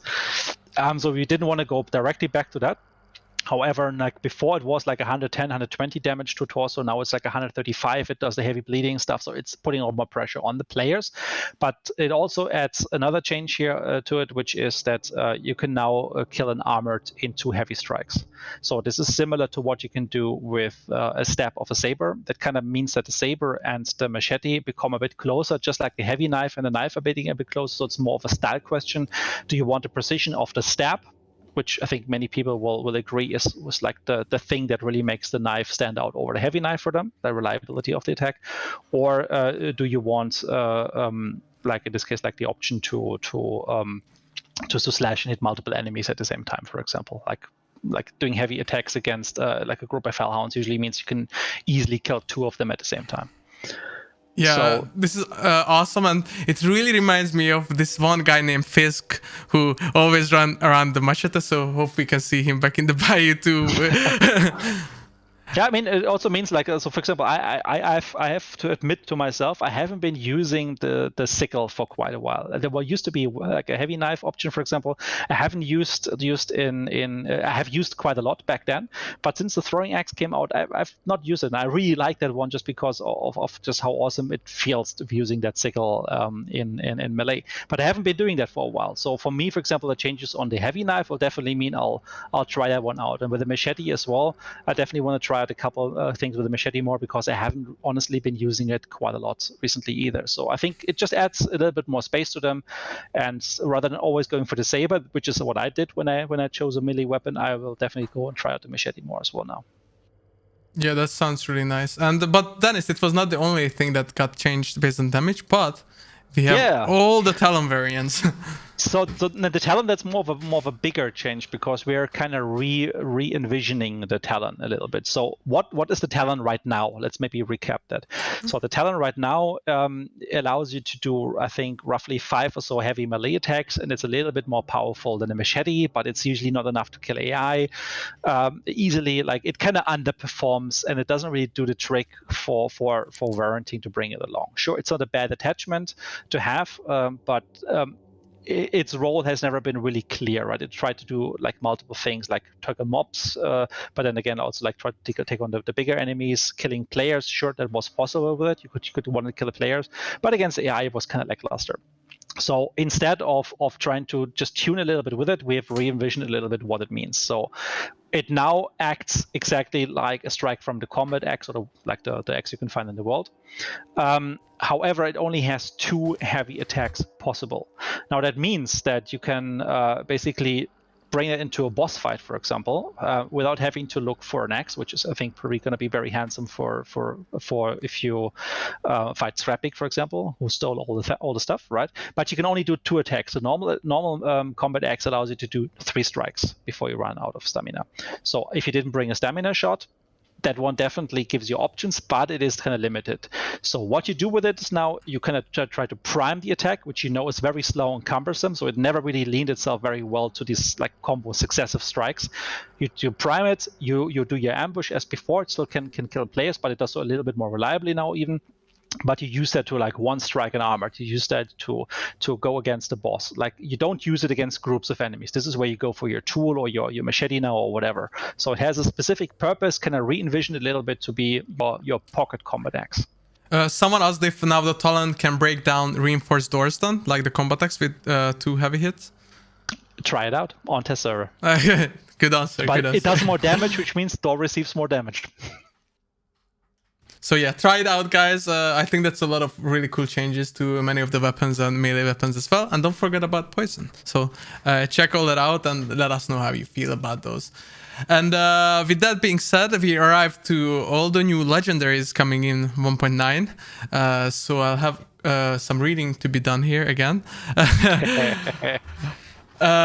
So first of all, we announced that we'll have a new bundle, which is not a DLC this time, but an in-game bundle, which will be called a Swig of Fortune. And the bundle price will be 20% off compared to if you buy them separately. And some of you have already seen some of the items from this. So we have a knife, the last word. And I think this is my favorite knife in the game because it's freaking awesome. Yeah, so it is basically a broken glass, guys, and it's really cool. So I know that some people thought it would be a heavy knife, but it's actually just a regular knife. So that's really cool. And some lore for those that like it. Let's read it. So Eddie Davies was no stranger to the sign of a quarrel becoming a brawl. When his patrons couldn't see reason, his sharpest arguments came in the shape of a knife or a broken bottle to the gut.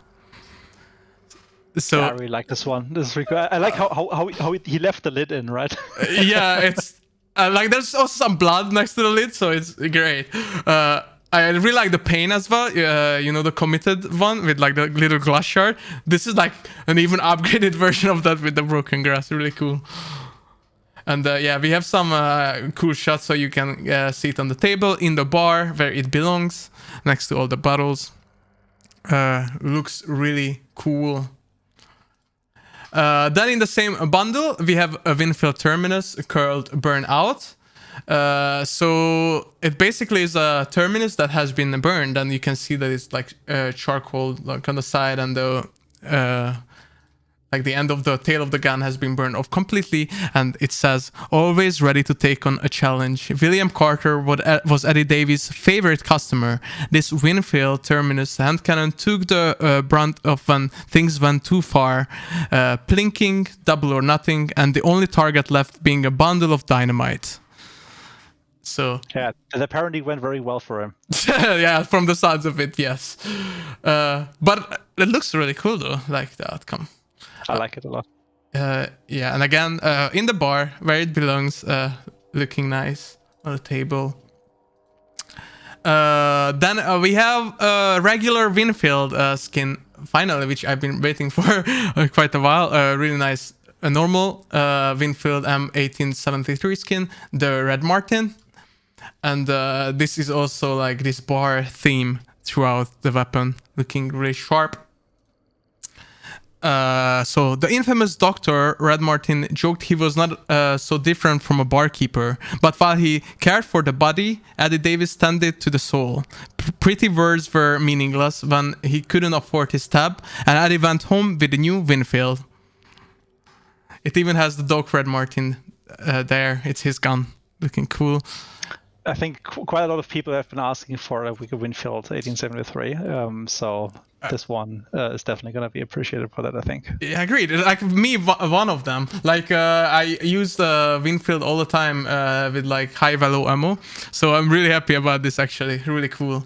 And just a little tease already. There's also another gun that people has been asking for ages, and finally getting a legendary skin for it. So that's really cool. And again, here is some images to steal for your YouTube content where you talk about the legendaries. Looking really nice. And obviously it includes Hunter, the bartender. I won't tell you the lore behind him because you better find out from in-game, but he's looking cool. You already seen him on social media if you kept an eye out, but the bartender is coming in this pack. I think it's one of the funnier skins in the game. So I like it a lot. Yeah, same. And then we do have some other legendaries that are not part of the Twig of Fortune bundle, sorry.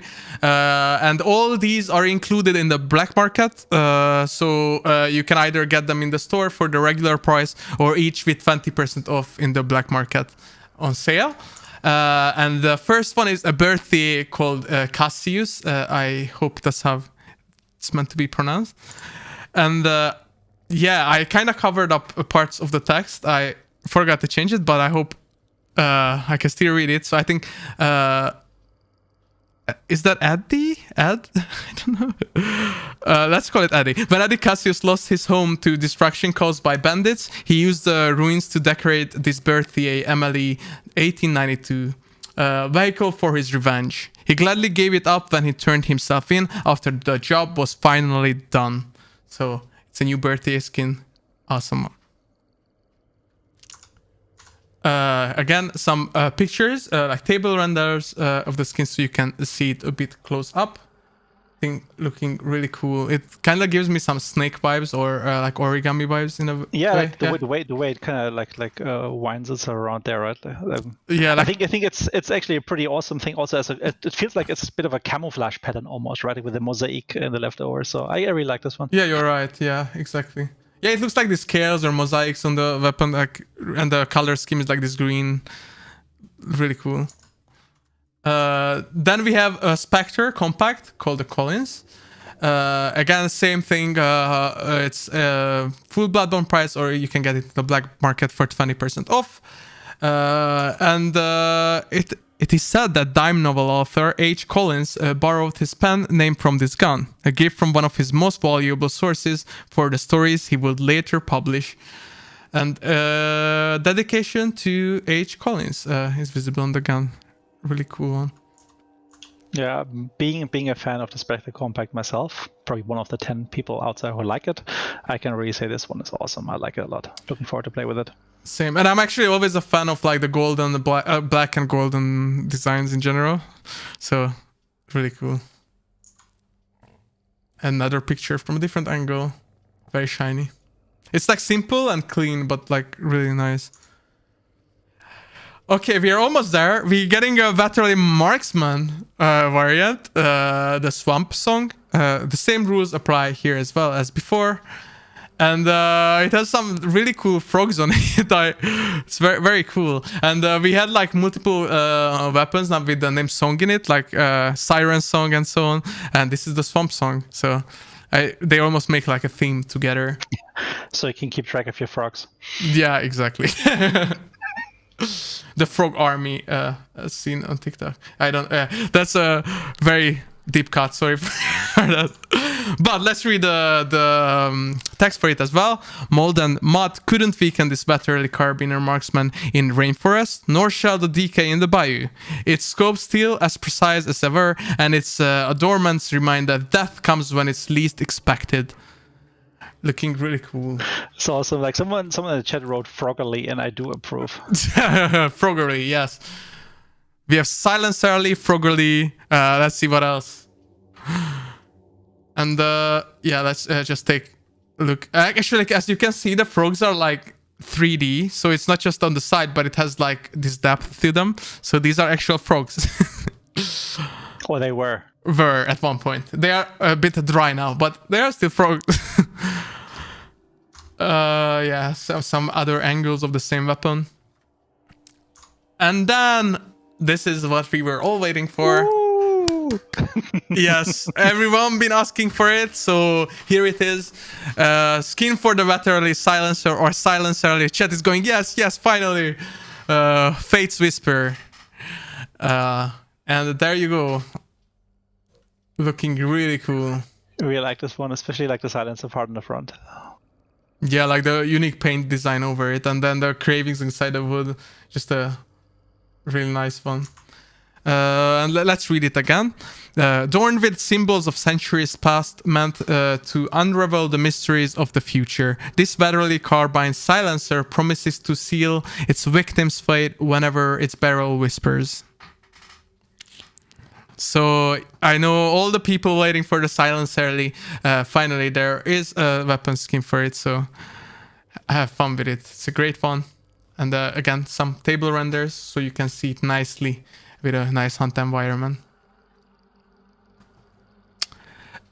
And last but not least, before I show the hunter, let's read his role. He's called Hakshao Jack. So you actually get 2 legendary Bloodborne hunters this update. Feared by outlaws and lawmen alike in New York, Jack Morwick considered corruption a tool when solving mysteries. He came to Louisiana to put his skills to work, but discovered a new kind of corruption even he cannot exploit. And let's just remove the text. And I really like him, the real detective, looking very sharp. Yeah, very Pinkerton. I like that. Yeah, exactly. With all the gloves and like the sunglasses and the hat. There's so cool. Someone said ZZ Top. Well, the beard. I feel like the beard would need to be at least like 3 times as long. Exactly. Very cool one though. I love it. And with that, we are at the end of the legendaries as well as the stream. One thing we still wanted to mention but didn't put in the slides, and you guys also asked in the chat, it's about an event. I can't just say that when it's coming, what's happening, but we can already say that we took all your feedback on board, and it's gonna be quite different to the previous event. So there's gonna be new gameplay stuff in it, and it will be way less repetitive compared to the previous one. So we heard you. We will share more information about it soon, but I cannot just say anything. So yeah, please keep an eye out for that as well. Yeah, let's go to the Q&A section with Dennis. So right now is the time for you to ask your questions, and we'll try to answer. Oh, sorry, that's wrong name. Okay. And you're missing from here. Well, I'm apparently I'm right okay. now. Okay, we're just gonna stay on this screen because yeah. So yeah, let's we are gonna open chat. Sorry, let me also open Discord if there were some questions collected. Maybe you can do that, Dennis, because if I do that, then it will mess up everything, I think. So all right, let me see if there's anything in there. Because our moderators were helping meanwhile, especially Ari, collecting some questions from you guys that we may have missed. I already see one, Lemmat fix. As we mentioned earlier, we kind of explained what happened and why we had to roll back. So obviously right now the Lemmat bug is not in the game, but we have the previous bug with single shot weapons. But all of this will be fixed with 1.9. So Lemmat bug and the single shot weapons bug will be fixed. Yeah, by the time we go to the live service, this should all be history. Exactly. But staying with the Lemmat, there was a question about whether it also, like the slug change also applies to Lemmat. Yes, it does. And most noticeably, you will see the extra ammunition goes, I think, down to 2 extra rounds only. Awesome. So people are asking about a new boss. We mentioned earlier that a new boss is obviously always something we are striving towards.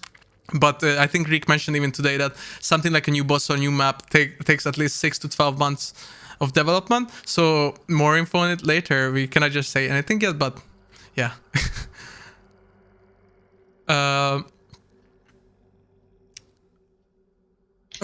Gun balance also, Slugs, is the ammo pickup rate for Slugs affected? Yes, systemically it is, because if you reduce the extra ammunition, that is then being used for a calculation. So yes, that's a very good point that's being brought up in that question. Obviously, like the reduced extra ammunition capacity also means you get less Slugs from ammo boxes, which adds even more on top of that balancing change. Yeah, I see a lot of questions about the upcoming anti-camping mechanic. We will have more info on that also, not so far from now, but it's not in this update. And again, it's more of a team pay feature which comes with anti-camping advantages as well. We cannot just go into more details on that yet. Unless Dennis, you can give like a tiny hint. I don't know. It's coming from you guys. I'm probably being slapped if I do so. Yeah. So I'd rather not. But it will eventually be something we can talk about, and it will be amazing. It will be like we can say it's amazing. It's something completely new in hand. So. Yeah, it's something you can't really expect even. So please just keep an eye out for that. And we will have a much more information and in-depth look at it and stuff like that later. So don't worry, we'll cover it. Yeah, keep in mind like 1.9 is primarily a service update, service quality, as we've been talking about before. So it's going to be a bit lighter when it comes to new features. So it's mostly about balancing changes. It's mostly about bug fixes and stability, as we've talked about. So that is the focus for this one. But that particular feature, I'm very excited when I can talk more about it, and it will be not too far in the future. Yeah, that's perfect way to say it, I guess. As people also ask about the prestige changes and the progression changes, that's also something that's more long-term. We are still working on it. We cannot share anything just yet, but please just wait for more info on that.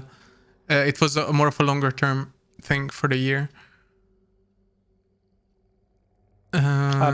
There's a question regarding the team details change. So if you have 2 partners, whether there will be different colors. No, not for the moment. At the moment, both partners will be displayed in blue, just at least to indicate this one has been affecting partners, this one has been affecting myself. So we don't differentiate between them, but obviously the tooltips and the timestamps that you can find in them, they will help you a lot more in order to understand what was going on there.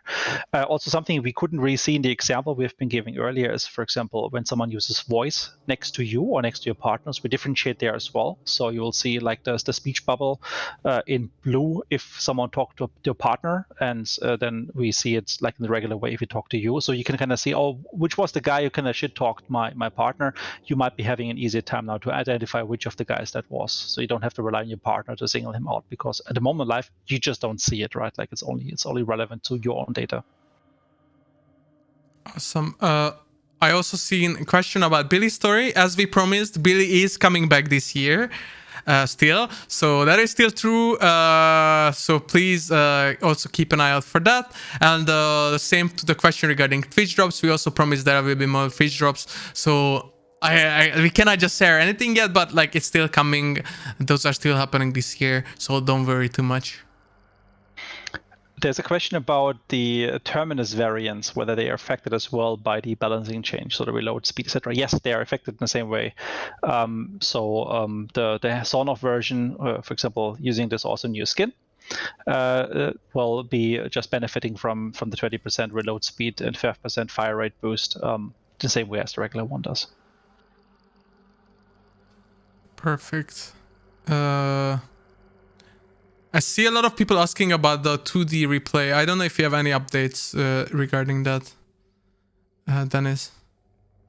The 2D replay is still an important topic for us. I can't talk more about it today, but at least I'm happy that with the team details, the changes that we're getting now, we're moving a bit closer to giving you guys more information about what's happening. So obviously that is not a 2D replay feature yet there, but I think it already at least gets us a little bit closer to having a better overview of what has happened doing around. So it's a nice step in the right direction, in my opinion.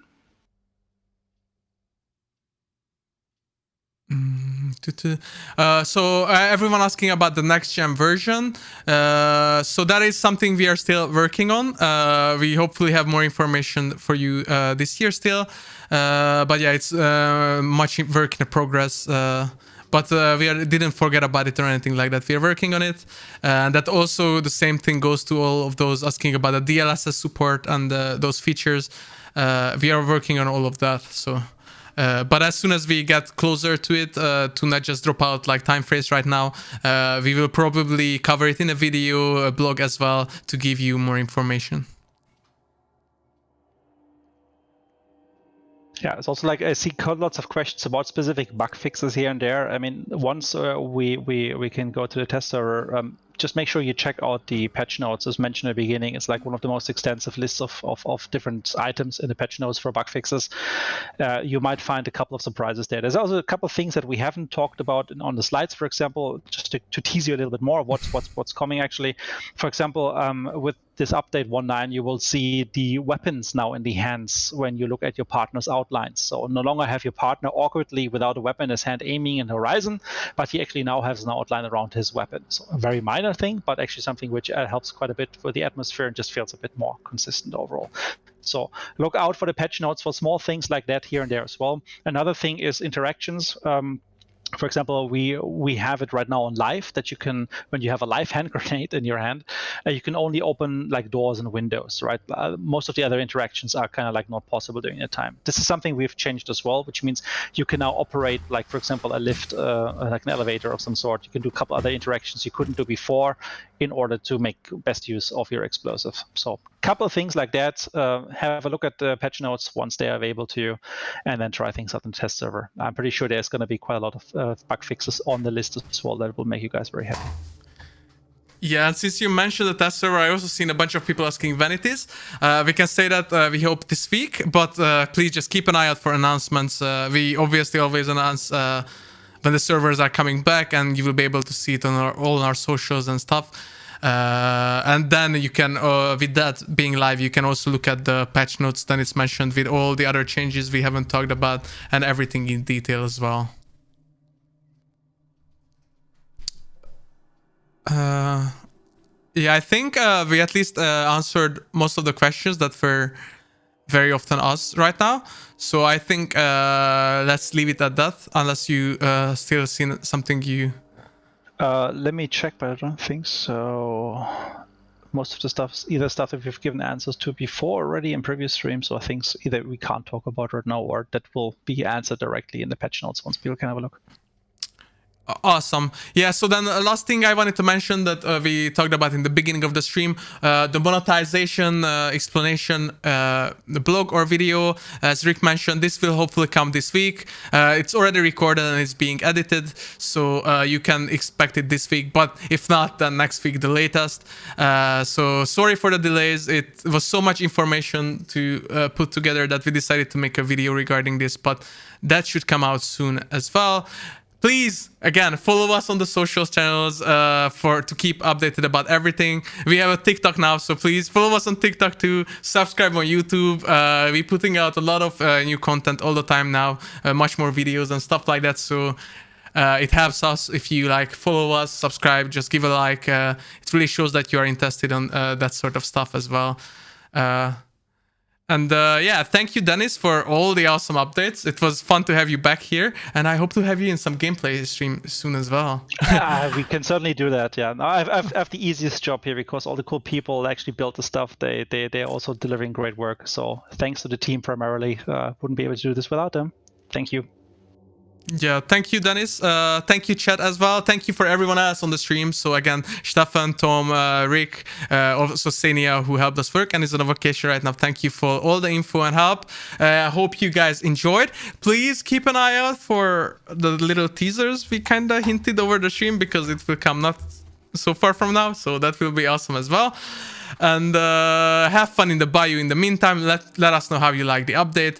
And keep in touch, comment, send your feedback to us, and don't forget to set those Hunt merch t-shirts pictures to us so I can make my mosaic for the holidays. So see you guys on the test server in the coming days. Bye bye. See you, everyone. Have a great night. Bye bye.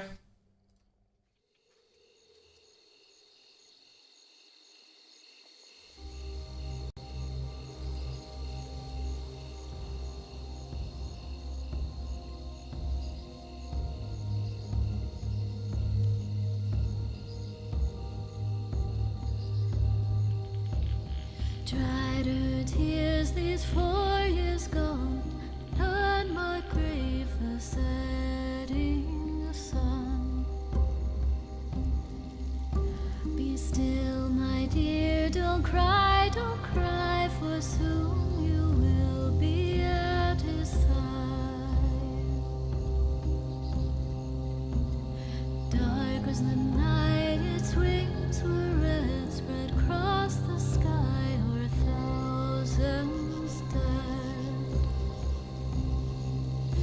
Be still, my dear, don't cry, for soon you will be at her side. Death is no man, death is no wraith, death is a bird flying. Death is no man, death is not fate, death is a bird flying, flying.